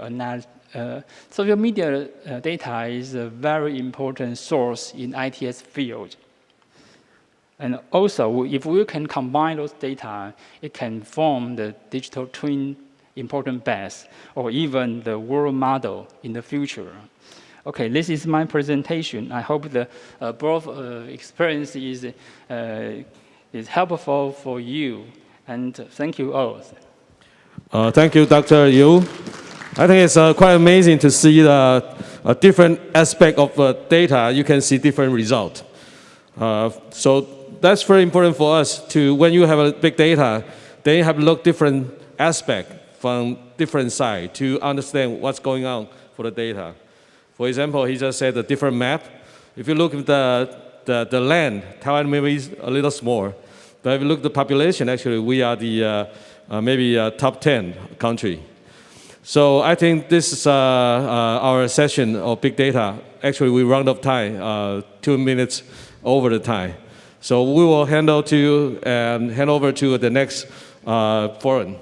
Thank you very much, Dr. Huang, for chairing the session for us, and thank you to all the speakers for your wonderful presentation. 我们再次谢谢黄理事为我们主持这个场次，也谢谢稍早所有讲者精彩的分享。那么紧接着，我们马上就要进入今天第二个场次的演讲。这个场次呢，我们要聚焦探讨5G 技术在智慧交通领域的应用。We will now move on to the second session today. In the second session, we're going to shift our focus to 5G applications in ITS. 这个场次呢，我们非常荣幸的邀请到国立阳明交通大学运输与物流管理学系的邱玉君教授来为我们担任主持人。邱教授同时也是中华民国运输学会的理事长。邱教授著作等身，研究领域呢包括了运输经济、交通工程、车流理论等等，并且结合理论与实务，主持超过60项的交通运输的专案。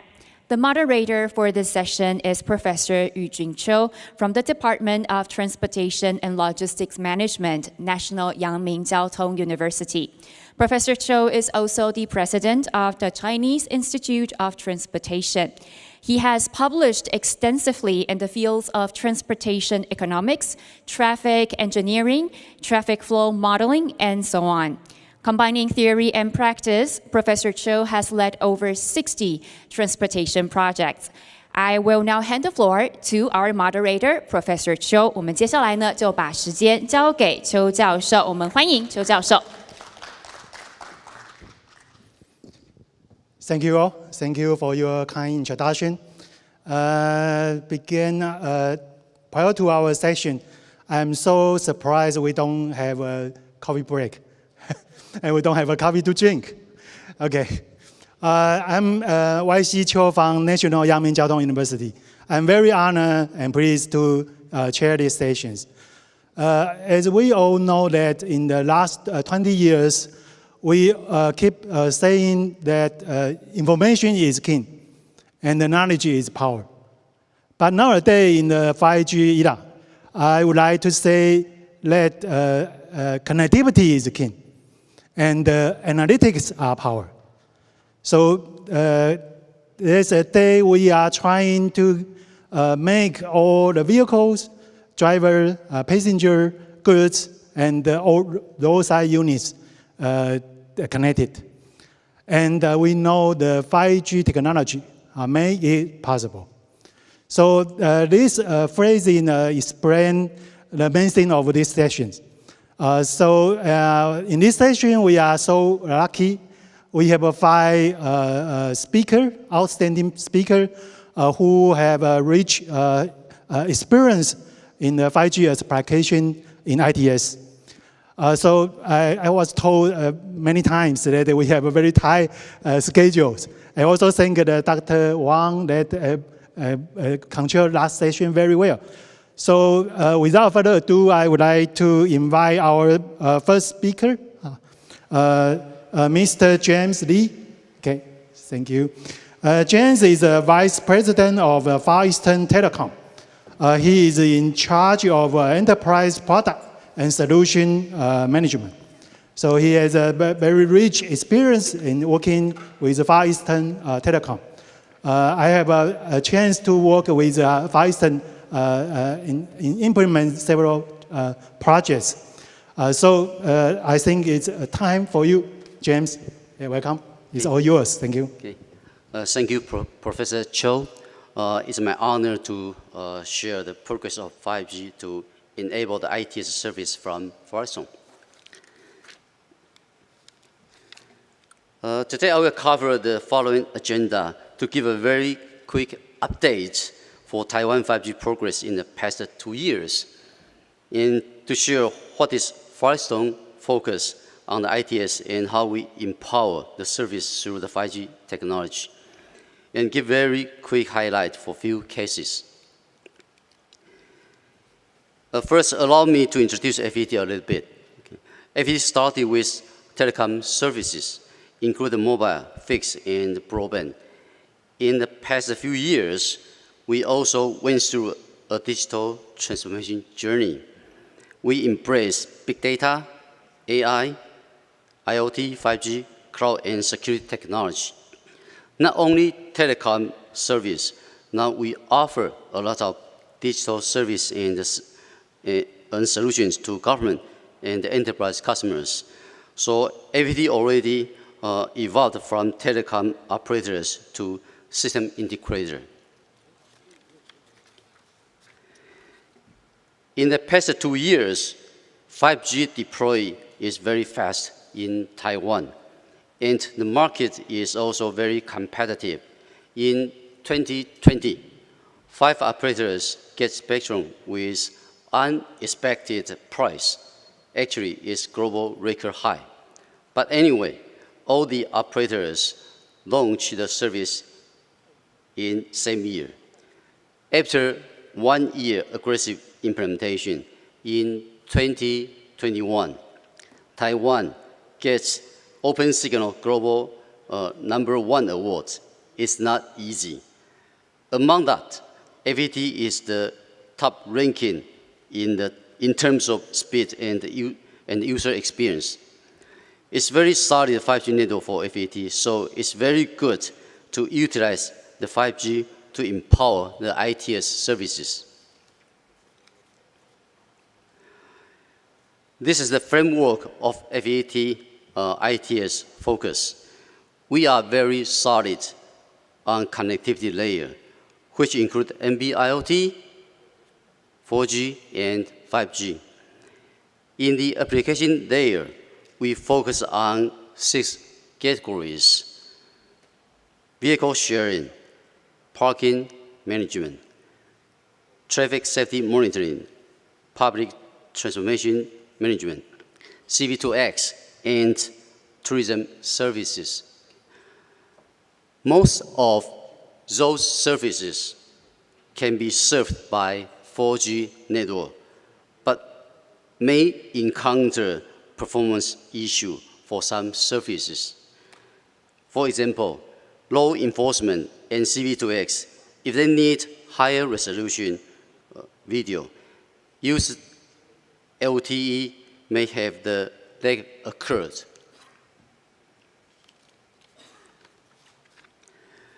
And today, I will share 4 cases to utilize 5G high speed and low latency to empower the application. The first case, CV2X, smart intersection, is 5G to incorporate with CCTV cameras, traffic detectors, LiDAR, and the CMS to prevent accidents. And second one is the CVAI, traffic law enforcement, through the CVAI to recognize the illegal right or illegal lane change. Number 3 is autonomous driving. And the last one, intelligent tourism services, to utilize mobile signaling data to enrich the tourism app. It's the video clips for the smart intersection. This 2 case, we will use CVAI over 5G to recognize car or people in blind angle. In the right-hand side, RSU will dispatch CVAI result to alert the bus driver prior seeing the pedestrian. The left-hand side, especially in rainy day, the sight may not good, so RSU will dispatch CVAI results as warning message to CMS to alert the warning people.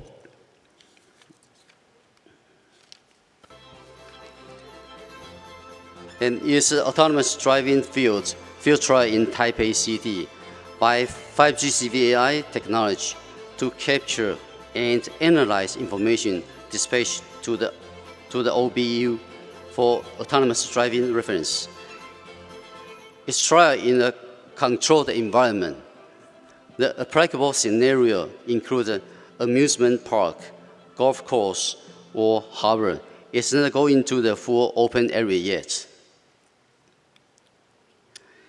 And for the traffic law enforcement, it's POC on Taoyuan and New Taipei City from the CCTV video source using 5G CVAI technology, real-time to recognize the illegal right on sidewalk, or illegal lane change, or illegal left turn. And During the POC periods, within 1 month, more than 800 times recognized.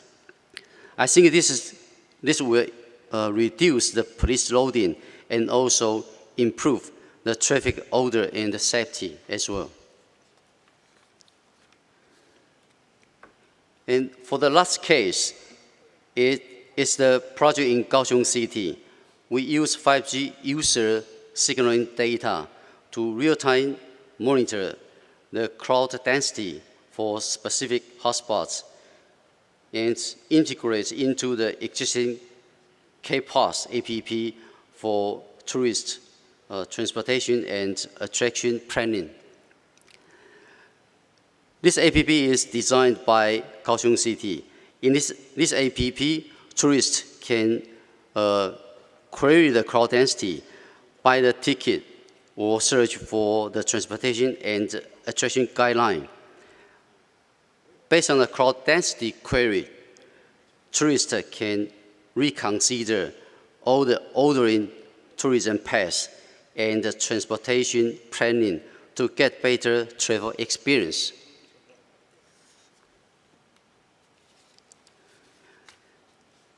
This is my last page. 5G-enabled ITS service is just in the beginning. I believe that there will be more and more innovative thinking to create new services. We hope that we can continue to contribute to provide the innovative ITS services and help to accelerate the industry innovation and aiming to create the attractive services and promote the city tourism together with you. Thanks for your listening. If you need more detailed information, you can visit our booth or contact with us. Thank you. Thank you, James.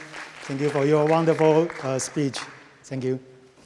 Just as you mentioned that the Far Eastern have actively joined the 5G applications, including the 2 use cases they are just introduced by you. Focus on the cellular V2S, including the intersection warming system and autonomous vehicles. And the second is the tourism attraction to know how dense the tourism in the attractions locations. Okay, thank you for your sharing.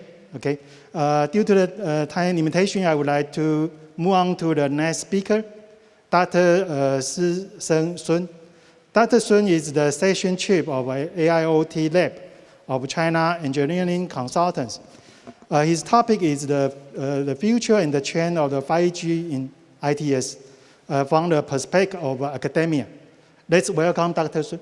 Thank you. It's all yours. Thank you. Thank you, Professor Cho. Hello, good afternoon. This is Lao Sun from CECI.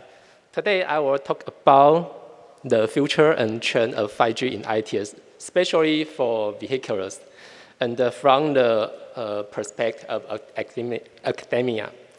Let's see how the scholar forecast the future with 5G and ITS. Okay, this is my outline. First, we will review the current 5G applications in ITS, and then we will see some 5G-related trends and the publications of academia in ITS. Finally, we conclude this talk. We first review some currently ITS application. The smart junction, FET just talked about this. 5G can help to establish smart junction with traffic light to protect pedestrians. However, even without 5G, this case can also be done. For example, the IROSAP in prison, they use the DSRC to establish the smart junction.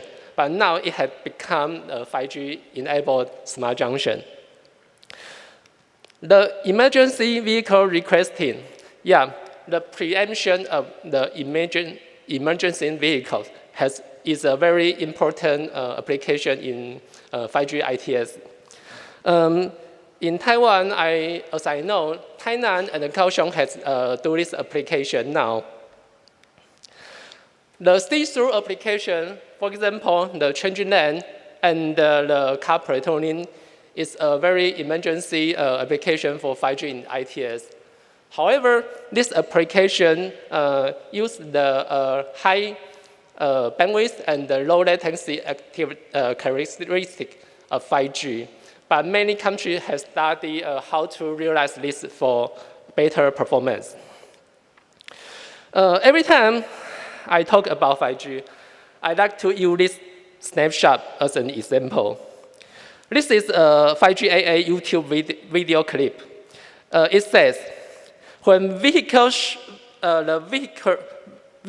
share their intent through 5G new radio based on CV2X to know the planned movement of the surrounding vehicles. But let's ask, how this car know the intent of other cars? And how these cars share their intent and do the decisions? This is the question. We first recall the 5G CV2X architecture. This poster is from Rudder and Strauss.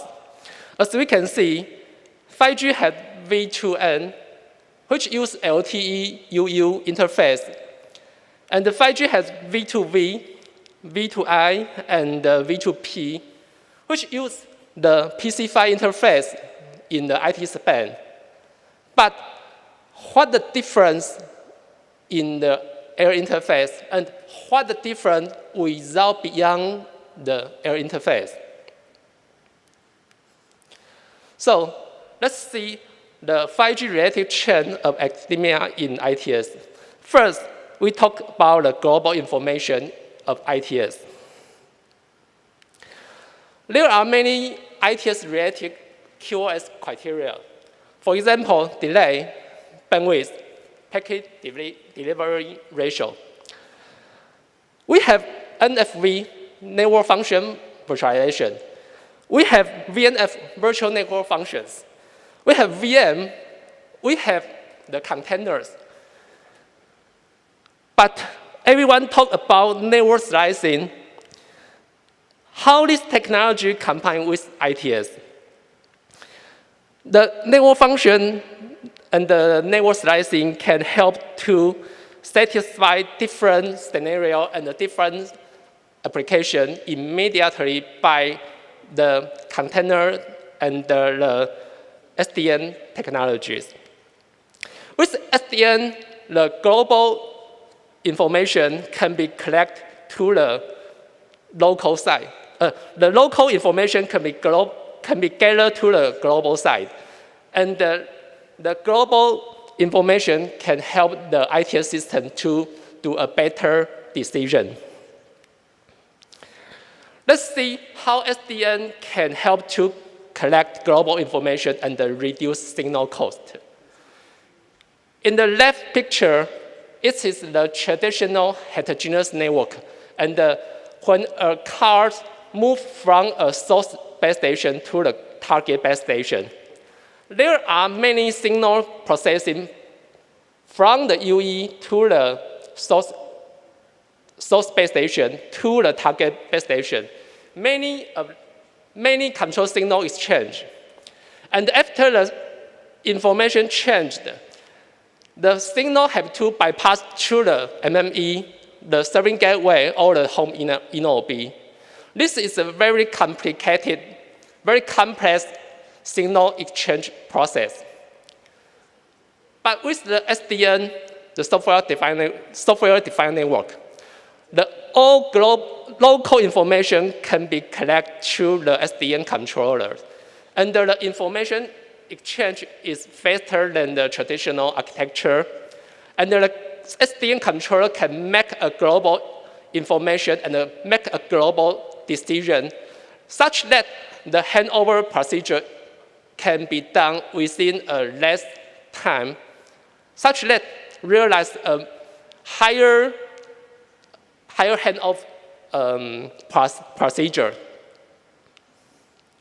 So With the SDN and the network slicing, this card may gather the global information by the controllers. But how to make a global decision? This is a hierarchy of the vertical and the horizontal cooperation.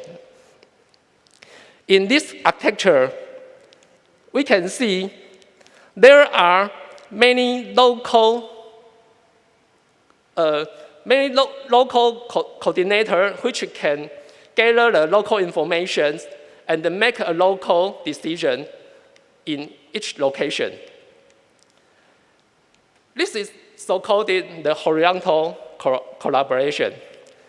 And with the vertical collaboration, the local information can be collected to the centralized site. Let's say a cloud center or a cloud pool. The cloud pool collects all local information and make a better decision for these cars, these local mobile devices. Then we have a very fast and immediate communication and can gather the global information. How about the communication? We have to increase the diversity, the spatial diversity, 空间的多样性.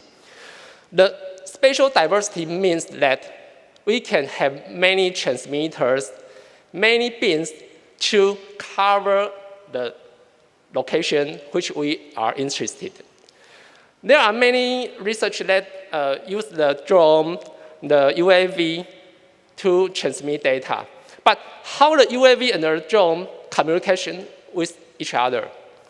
The millimeter wave is a very good opportunity for this drone, this UAV, even the satellites to communicate with each other. With millimeter wave communication, this drone and the UAV can communicate with a very high bandwidth and a very low latencies. And with the millimeter wave communication from the drone, every car, every vehicle can get a line of sight millimeter wave transmission, 视线内的传输 line of sight transmission, which can guarantee a better QoS. Then I will introduce a very fancy, very interesting new technology that called IRS, Intelligent Reflecting Surface.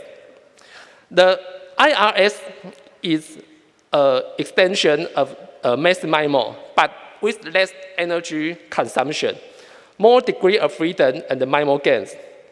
We can review IRS as a large surface attached on a wall or a surface consisting a large number of low-cost reflecting electronic elements. So, what the function of IRS? First, the IRS can be a imager or a shape recognizer. It can recognize the shape of a car or a human. Second, it can be function as the reflector to reflect the signal of any radio wave. And most especially, the incident degree and the reflect degree can be different. That's a very interesting property. And it can be function as an instant. It can be function as instant wave, which means it can mute some signal and protect the privacy.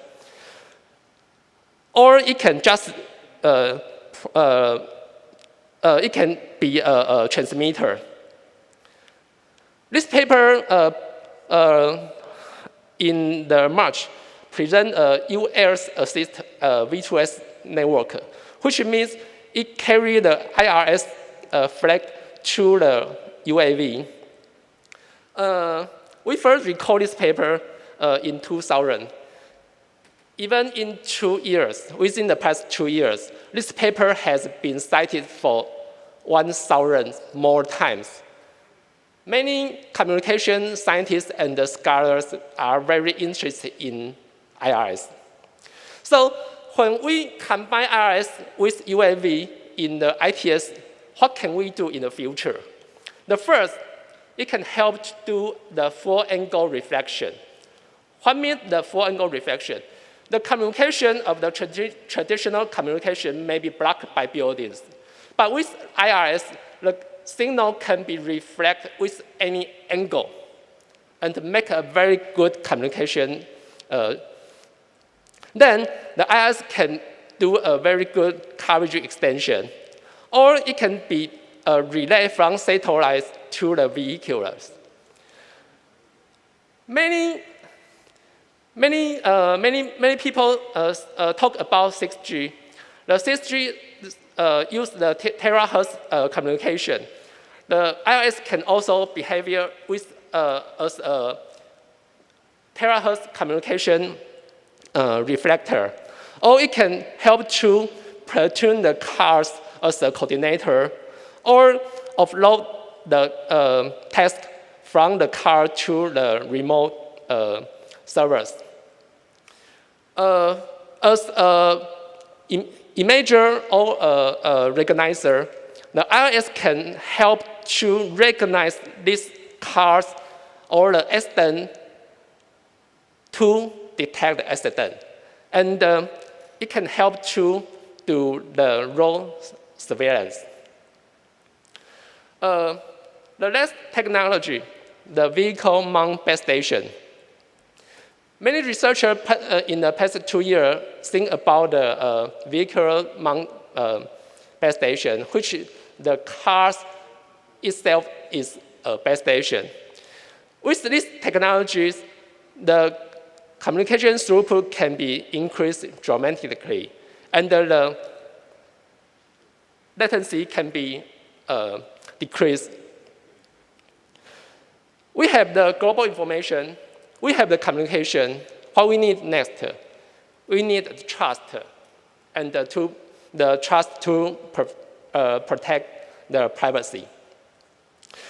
As everyone knows, blockchain is a very good candidate to provide security, transparent, and immutable trust platform.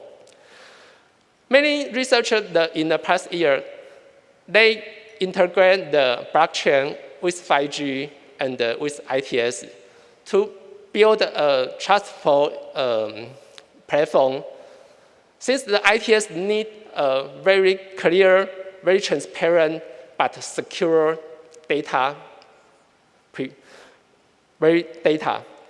the way, in the past 2 years, my teams had the opportunity to work with Dinghan to build a blockchain-based Ethereum platform with the MOTC Hualien 步步共成 project that we integrate the blockchain into the ITS systems.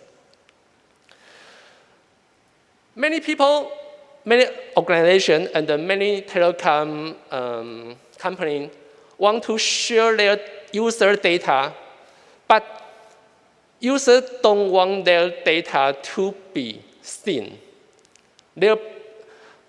People don't want their privacy data to be shared across different organizations.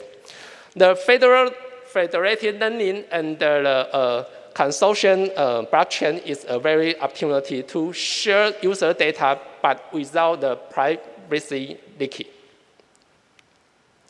So let's conclude my talk.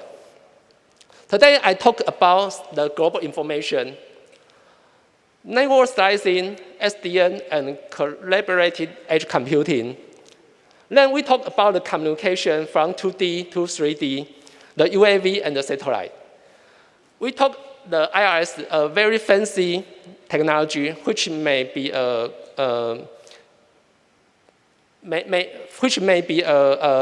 new technology in the future era, and the vehicular mounted base station. We finally talk about the blockchain, and the federated learning, which can control the trust platform. Finally, there are some 5G and IoV applications in ITS. This paper divides the 5G and IoV application into two branches. One is service application, and one is the safety applications. For the service application, for example, the daily service, the business service, and the diagnostic service can be done without 5G, but with 5G can perform better.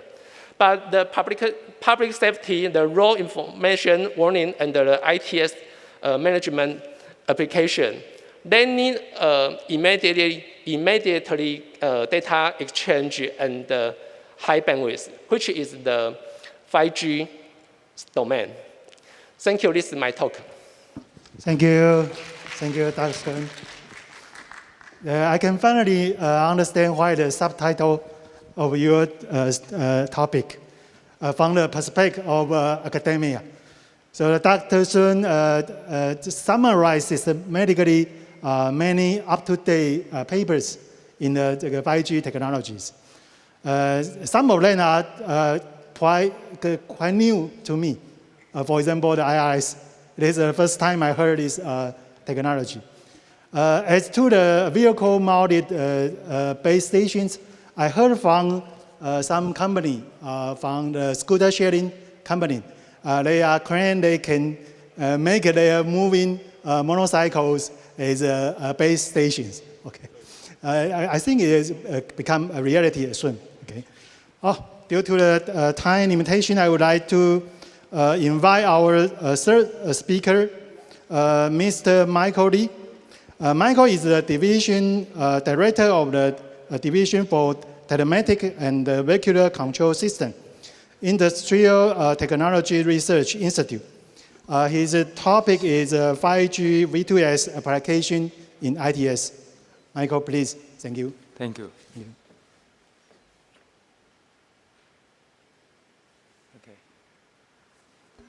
Okay, so my name is Michael. I'm coming from ITRI. So ITRI is a research institute in Taiwan.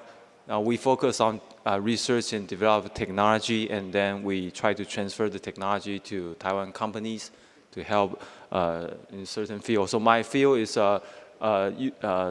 communication technology and sensing technology used in the intelligent transport system.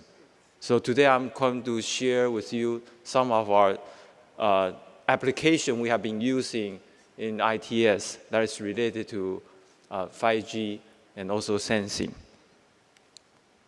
Okay, so this we see similar photos from the previous speaker, Dr. Sun. So when we talk about the ITS, we talk about the road and the vehicles and the roadside. So everything is need to be connected together so that the road user, they will understand what's happening on the road.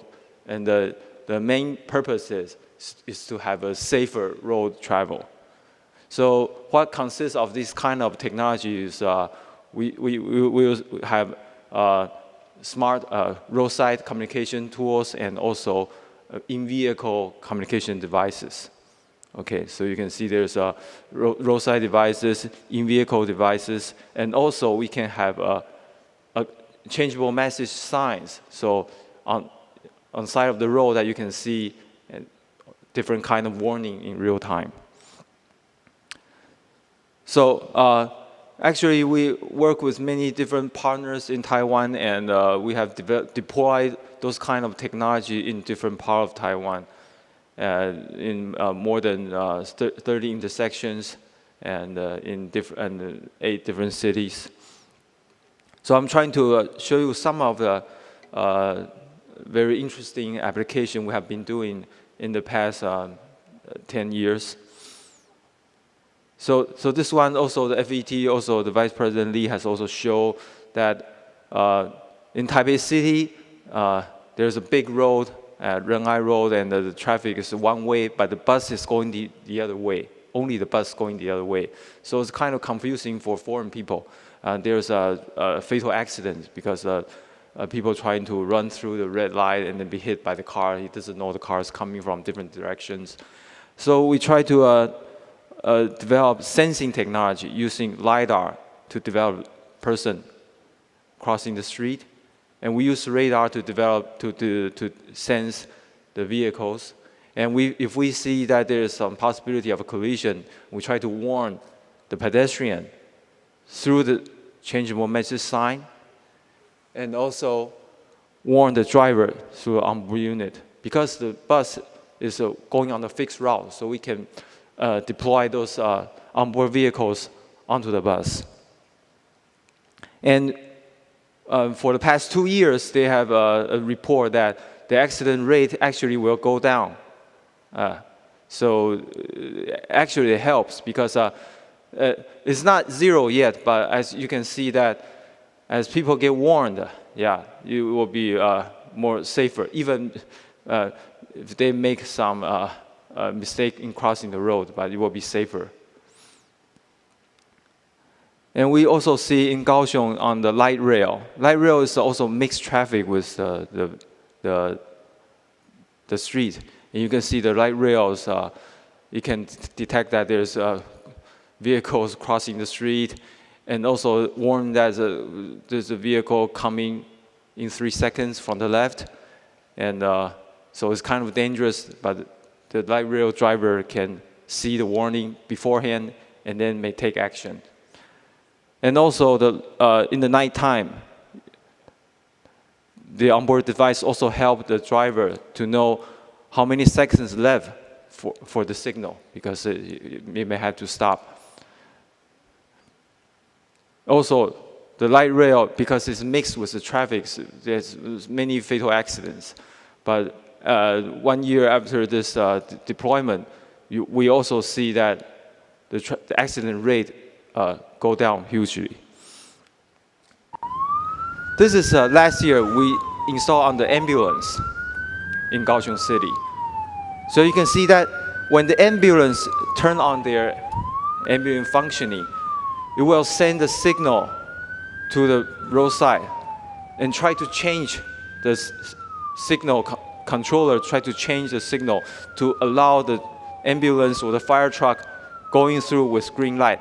And the other side, you see even on the opposite side, is still red light. Only this direction is green light, so that the ambulance or the fire truck can do their jobs, yeah, safely and efficiently.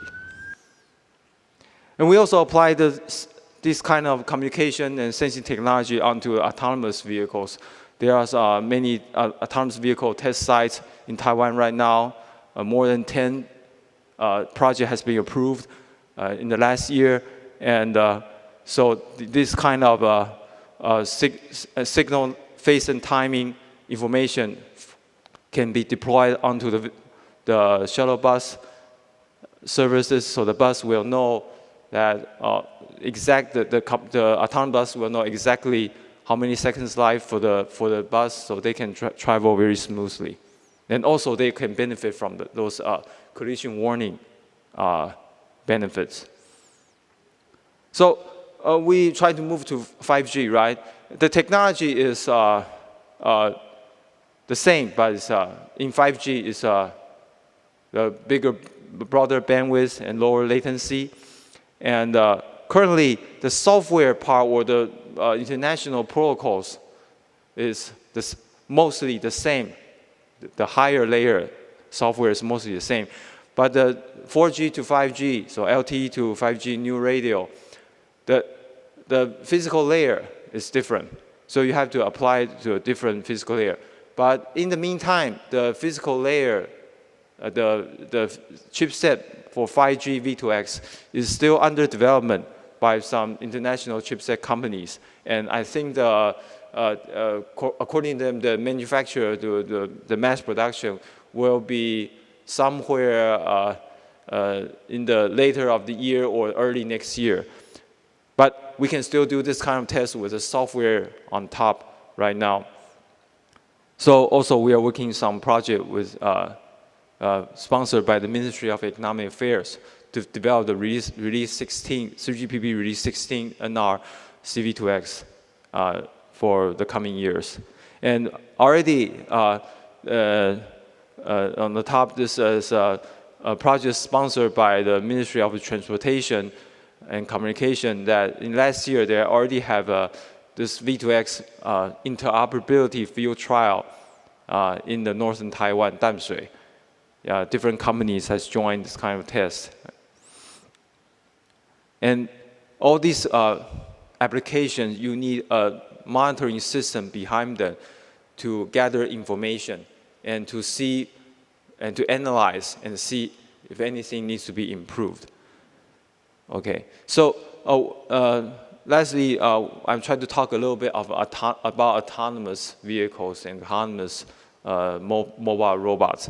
So because we're developing sensing and communication technology, so these kind of technology can rightly be applied to an autonomous vehicle. We have one of the pilot project in Hsinchu high-speed rail. There's a shuttle service there in Hsinchu, Zhubei City. Last year we have we call it proof of concept. So no passengers, only the bus going through on real road, autonomous bus driving.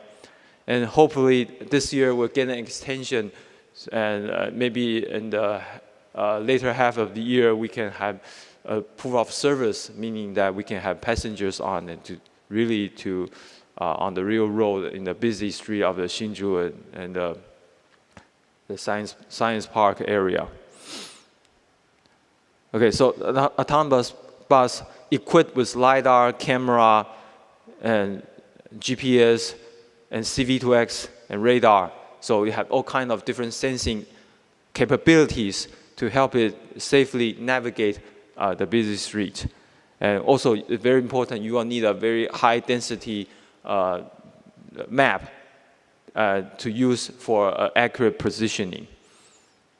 And for the sensing, you have the capability to detect different things like vehicles, traffic light, lanes, pedestrian, all those kind of things.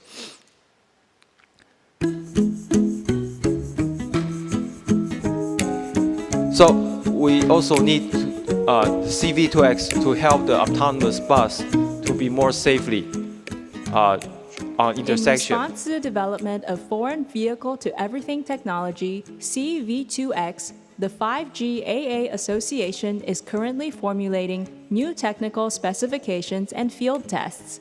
At present, most of the intelligent intersection communication technologies implemented in Taiwan are traditional 3G or 4G and have not yet been upgraded to CV2X. Therefore, the CV2X solution will implement Taiwan's first ADB roadside infrastructure for CV2X communication and application. The integration service for CV2X traffic sign information broadcasting and self-driving has been implemented at 19 intersections in Zhubei.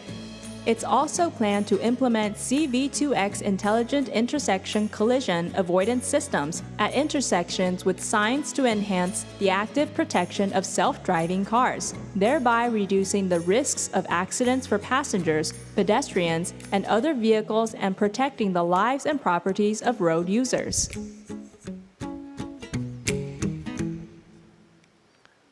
Okay, so this is a video of show the Hsinchu autonomous bus project.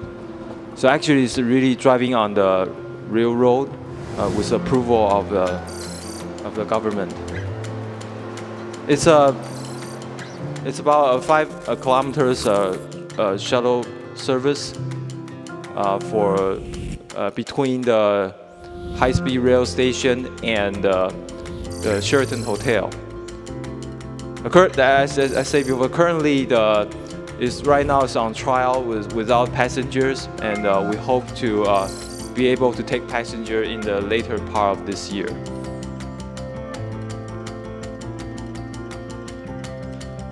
And these buses also connected with the roadside to help to detect the vehicles that is not being able to see from LiDAR or other sensors.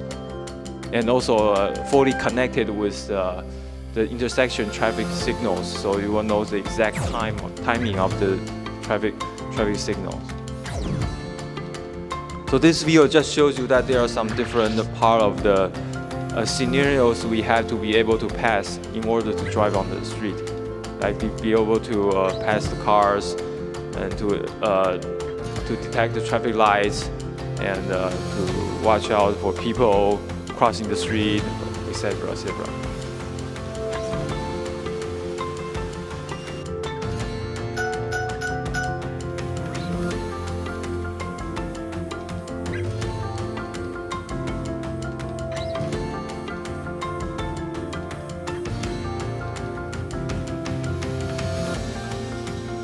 Also, the system is also integrated with the stop sign, the bus stop. So it will have information like how many people are waiting at the bus stop, and if the bus is enough, or maybe we need more buses for the people to accommodate more people for the high-speed rail, the traffic.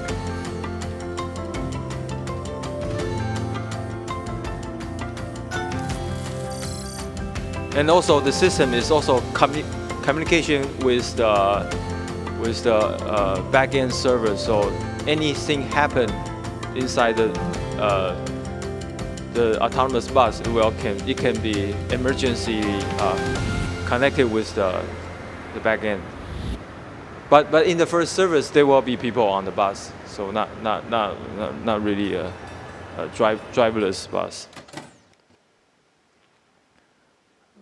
Okay, so also the Ministry of Interior also asked that every shuttle self-driving bus you have to upload in real time, and also some of the information not real time about the status of the self-driving bus, so that in case anything happens, okay, so you will have the information uploaded to analyze.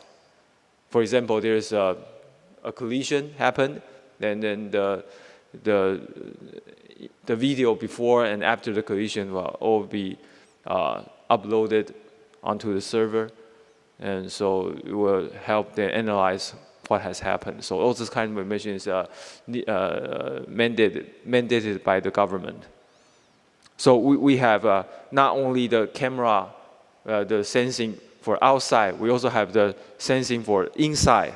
So anything happens inside that can also be recorded, and also all the data will be uploaded.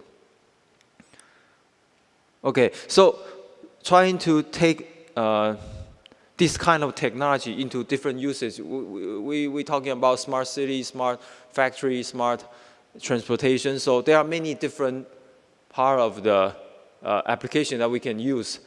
So this is one of the applications trying to show you that we also deploy this self-driving technology onto mobile robots.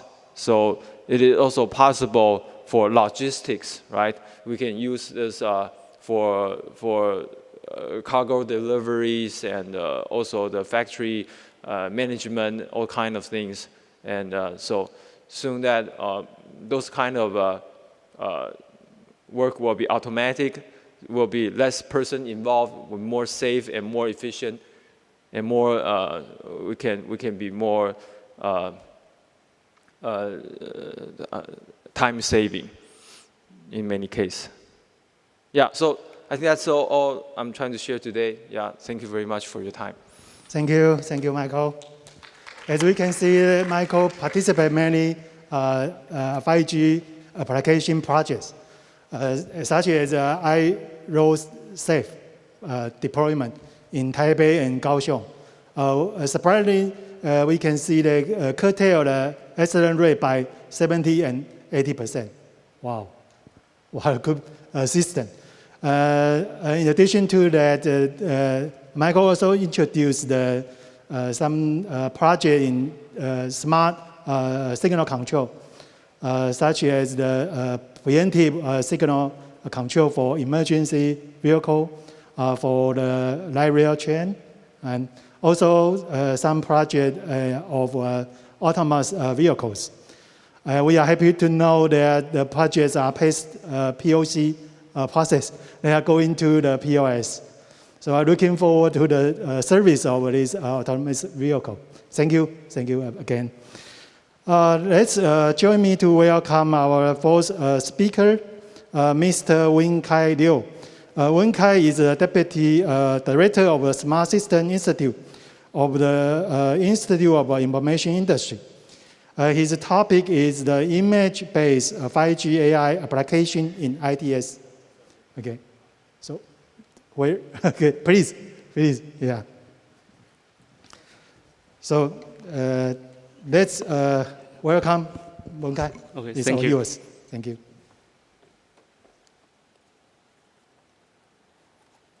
And thank you all for come from my section. And today I will introduce the image-based 5G AI application in ITS. And as the 5G communication technology become more and more popular, so the AI system maybe come from the local side and to the cloud side. And thus, there are more interesting application can be realized to our life.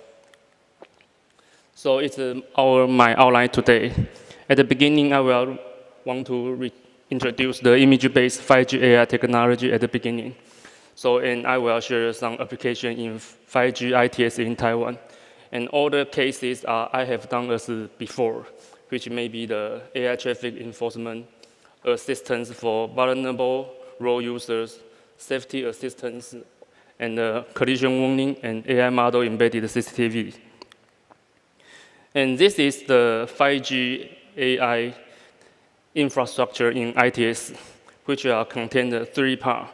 The first part is the vehicle side, and the road side, and the cloud side, and all of which can be communicated with each other through the 5G signals. In this way, the AI system may be come to roadside unit, can be moved from the roadside unit to the cloud side, where there are more computer resource can be supported. But in this case, the vehicle side, the 5G module in the vehicles are not still so popular as other situation, because the installation cost and the roadside unit number and the other regulational restriction. But in the current structure, there are so many applications can be realized.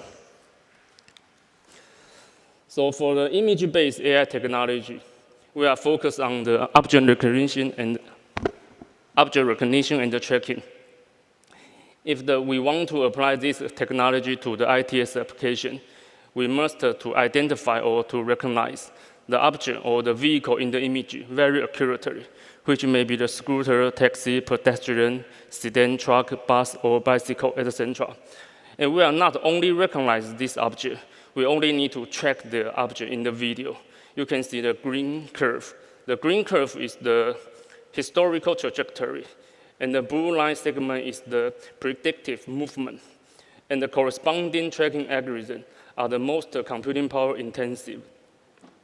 So as the vehicle or the object in the image increased, and we are cost a lot of computing resource.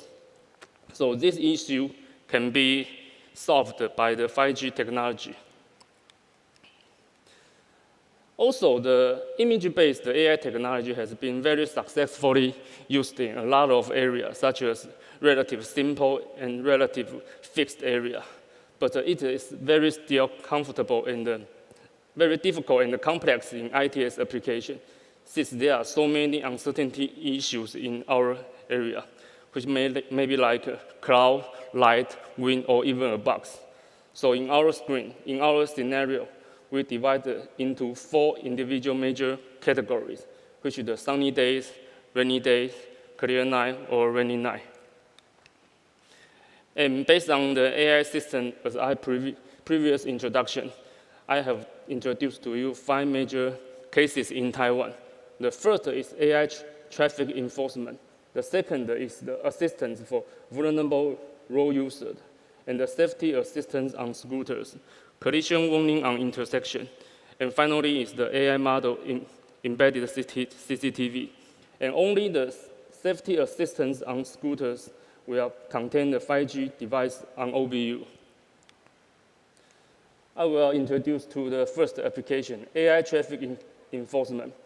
Before 5G technology, the traffic enforcement are relatively simple and low dynamic, which are about illegal parking, automated speed camera, every speed enforcement, or running a red light. After 5G technologies, the traffic enforcement may become to relatively complex and high dynamic, which are about failing to follow signals, making a U-turn on roadway with traffic direction separators, illegal left-right turn, or reversing in the wrong direction without following the regulations. And finally, the motorcycle riding on a crosswalk. This kind of violations are most often in Taiwan area. So I will show you the demonstration video. And in this video, we have shown the 3 kinds of major violations in Taiwan. And the first is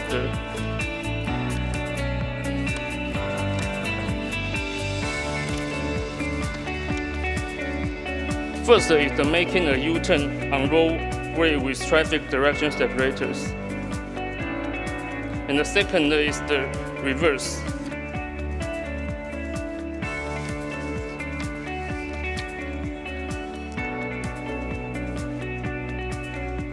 And the last is the motorcycle running on a crosswalk. It's the most dangerous violation in Taiwan. It's often caused human injury. And a lot of the traffic enforcement in this video has been adopted in Taiwan.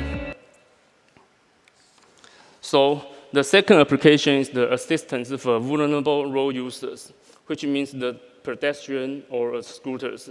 In this case, the roadside units are much more complicated, which contain the CCTV, radar, and CMS to show the warning messages. The first scenario is to remind the heavy-duty car to note the radius difference between inner wheel, especially when it's turning. The second scenario is to remind the driver to give way to pedestrian. We have set an experiment site in the Taoyuan area. You can see here. There is a roadside unit built on the mid-block, and where the CCTV and radar will detect the vehicle and the pedestrian all the time. And all the data will transmit to AI cloud site and calculation the relative position.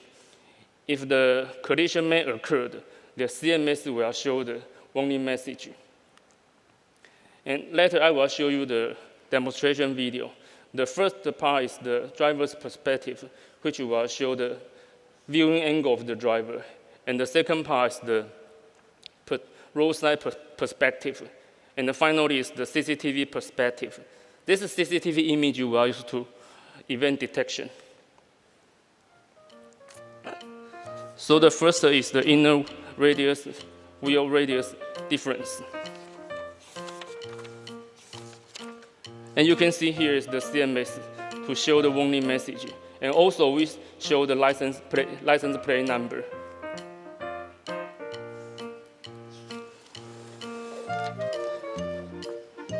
And the second is to remind the driver to give way to the pedestrian. Also, here is the CMS to show the warning message. And all the computation was at the AI cloud site and transmitted with 5G technology. And another application is the safety assistance on scooter. In this application, we have built a 5G device model and the intelligent dashboard on the scooters. And the roadside unit with CCTV and radar will detect the vehicle and the scooter all the time. And all sensed data will transmitted to the AI cloud site with 5G technology. And even if the collision may occur, the warning message will transmit to the CMS and to the scooters through 5G technology.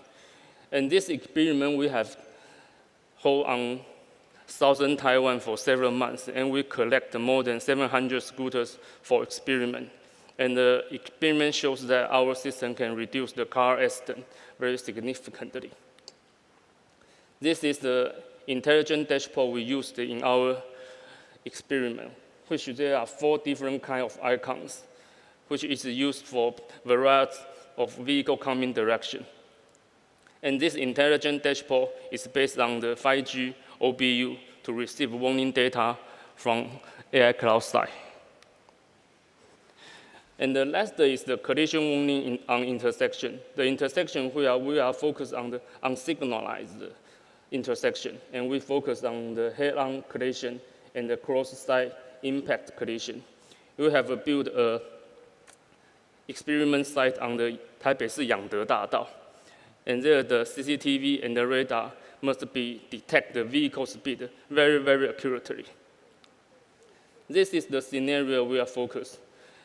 In average, there are more than 100 car accidents in this area every year. So this unsignalized intersection are so much in the Yangde Dadao. And during our experiment, we have reduced the car accident rate about 50%.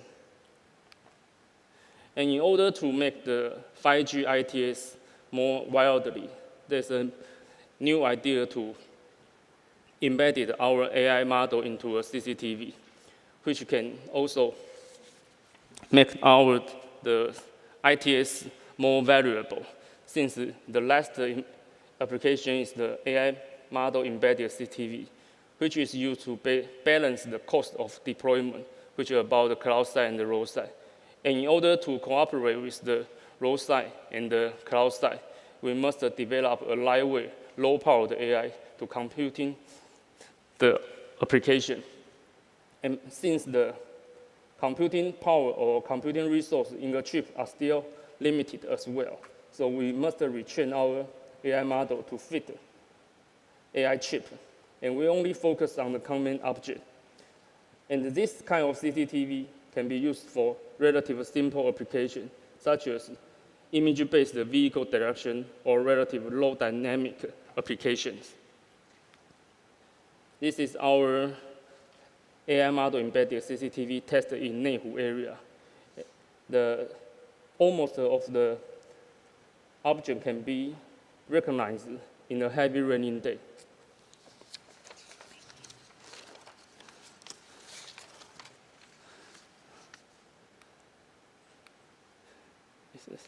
And so, after all, the 5G technology can make AI ITS more flexible and variable.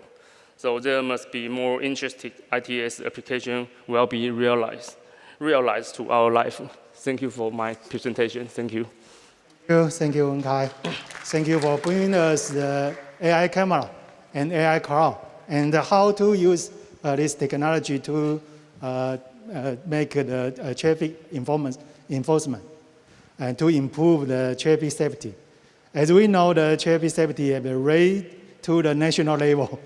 Is beyond the MOTC. So how to use this new technology to improve road safety is very important. And we also know that we have a 3E to improve safety.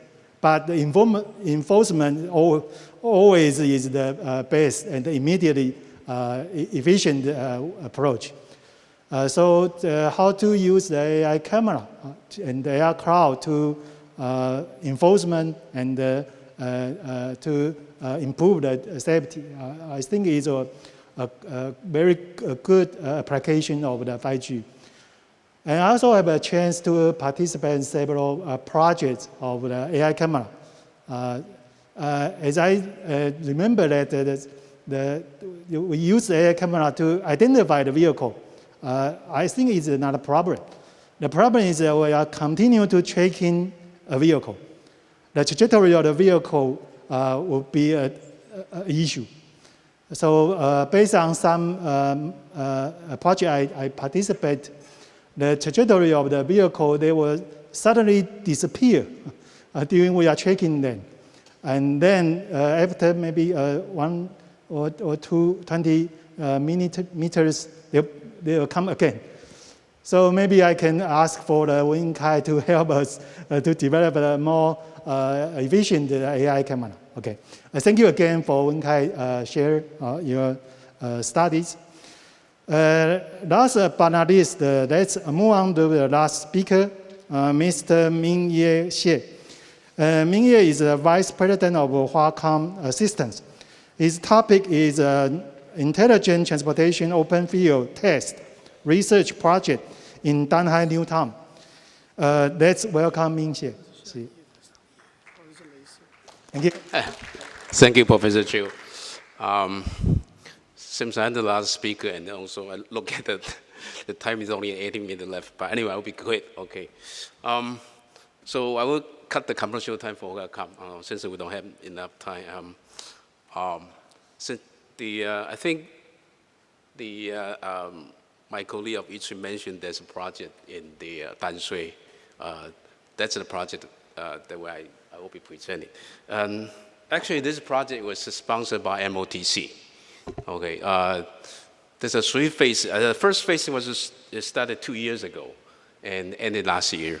The goal actually, it was to try to create a field trial environment. Okay, that's a test field for the innovated ITS application and services. All the mentioned that by previous speaker can be do experimental at the field. That field was in Danshui. It's a tourist spot. It's a very beautiful space. Right? It's a good place to do the project actually. The purpose of actually the project is hopefully they can improve the traffic safety and help with the less accident, the less traffic jam. And also there's one purpose there. As you know, the Taiwan's ICT industry and the semiconductor is world-class. But however, how to we apply all this technology to ITS? There'll be a challenge for this project. Okay, so this project actually to create a field that let the IT technology people can work with ITS industry to create an innovative IPS application. And at the end, hopefully these products and services can export to overseas market. Okay, that's one of a key object for this project. Okay. This is a brief introduction of this project. Actually, we have designed a 10 scenario on the 10 intersection in the Danhai City. At the same time, actually, there's an autonomous bus running by New Taipei City. Okay, so we kind of work together. And also, there's a lightweight transit there. But however, by the end of the project last year, we're still not able to get the work with the lightweight company. But anyway, so the project was purely on the bus and the car only. We're not able to work with the lightweight actually. The scenario, the 10 scenarios. So some of the scenario actually mentioned by my colleague of Yitree. Also I think the Yitree's Wen Kai mentioned that a lot of scenario, like for example, there's a vulnerable road. Also there's in-vehicle signature, queuing warning, and there's a blind spot. It's all designed into this test field. Okay. Scope of this project. Actually, this is a quite busy slide, but anyway, I will make it easy for you. The project will start to collect the information, the real-time information from all the sensors. Like your sensor, you have like the LiDAR you mentioned, the radar, and also the camera, also the signal and tracing. So all this information that collect the real-time data, plus the data that from the static traffic information. For example, there's how many intersection and where is this intersection? What's the signal? All this information combined with the real-time information, and then we'll send it to cloud. Or for example, the big data I mentioned that by Dr. Sun, the data they want to collect and then do analysis. Also, this data was sent to some of the control center in New Taipei City. at the same time, because there's an autonomous bus running the road, so this information also was sent to the operation center. They do operation. Okay, so they were able to do some analysis in the future also. And all those information after the analysis, some useful information will be sent to what? Sent to the CMS. CMS on the road, so the driver can see that. And also, if the in-car have a OBU, they will be able to receive those information. Okay, so that's the whole thing about this project. So any of the product that want to do a testing, they can actually apply this field, you know. And this will be a kind of technical design for this thing. So all the sensors, you can see that it's on the okay, anyway, all the sensors, you know, on the left corner, they will be there, okay? And in vehicle, there's a CV2X equipment. They will communicate with the RSU. RSU will communicate with a 4G or 5G router, and those information will send it through the network to the cloud. Okay, do whatever I mentioned, there's data analysis, the operations, stuff like that. Okay. So, and you see, 2 years ago, that we were thinking that how we can improve this the control center for the dashboard. Okay, so we'll put in the metaverse information. So we're using the digital twin technology. So presented on the dashboard is not only the 2D slides. You can see that on the right corner of the picture, there's a vehicle with the what? With the license plate number. So you show on the screen, you know, every vehicle with the license plate. Okay, and at the same time, you also can see the real-time video. You can see what's going on in the traffic light. And on the right corner also, you can see the other analysis data. Also, the queuing of the road, also the a number of accidents happen. So those information that is shown on the 3D screen. Okay. All right, like I mentioned, there's an autonomous vehicle. They're also in the field trial. All right. The scenario that I actually already mentioned, but this you can see that this is the actual the place. There's why I mentioned that this is a good place for the test mill. You see that there's not much building there. Okay, so for the test field without the damage to the traffic there. Okay, this will be a good place to do it. Yeah. So the 10 intersection is we have a implement the AI CCTV. This CCTV actually with the AI function, and also we use the fisheye camera with 600-degree image, and also we have a smart traffic controller, a pedestrian signalable ISU for CV2X, ISU for DSRC. Also we have the radar, and also of course we use 5G network to do all this implement. Okay.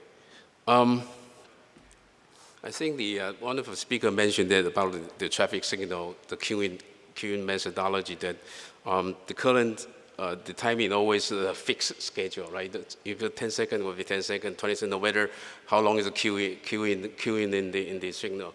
And with the test field here, one of the scenario will be based on the queuing of the lens, then the traffic light timing will be different.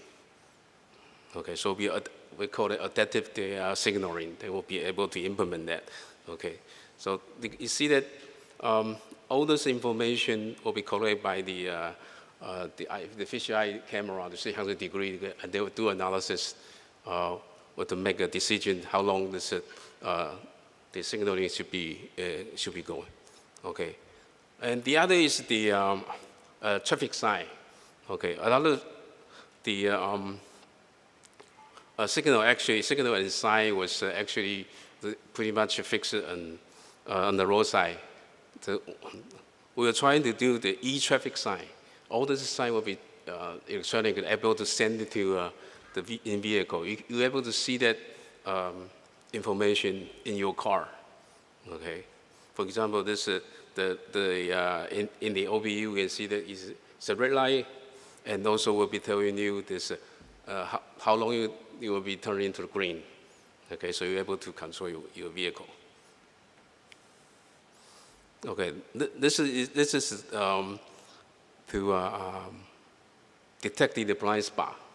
See, I think the doctor mentioned about that. So that some of especially the bus and also the truck, because they have a blind spot. So whenever they turn, they may happen. There was a vehicle, the other vehicle there, or pedestrian, or there's a motorbike there. So this blind spot detection will be able helping to reduce the accident happened by this blind spot issue. Okay.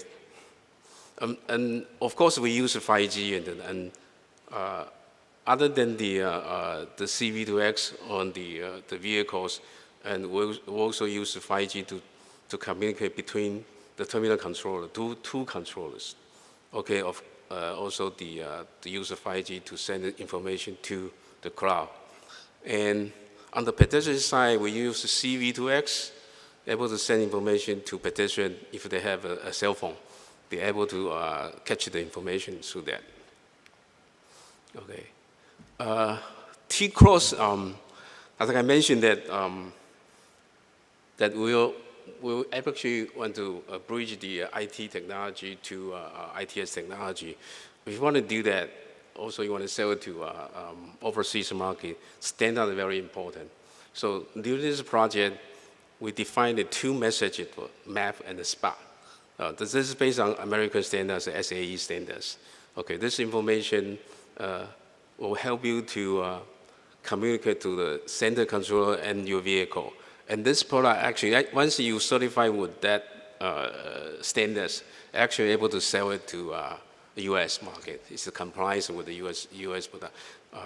For the phase, for the next 2 and 3 phases will be define more standards, message standard for the vehicles. Okay. So for the conclusion, I mean, the first phase actually we try to build this environment and able to accommodate a lot of the test scenario. On the second phase, we're going to expand it to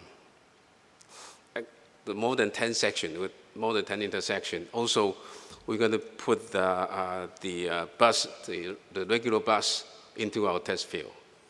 Okay, so and then also we're going to introduce the OMI Air. I'm not sure many of you understand OMI. OMI Air was the standard procedure defined for the network.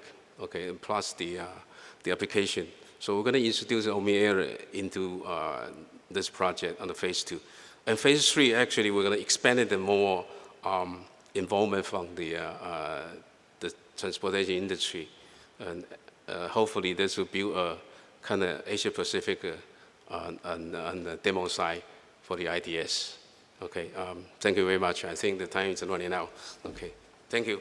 Thank you. Thank you for the Vice President Ming Ye. He just briefly introduced the Danhai New Town, the project, the open test field. So as I know, many ITS new technology or devices will be introduced and to the open test field to be verified and validated.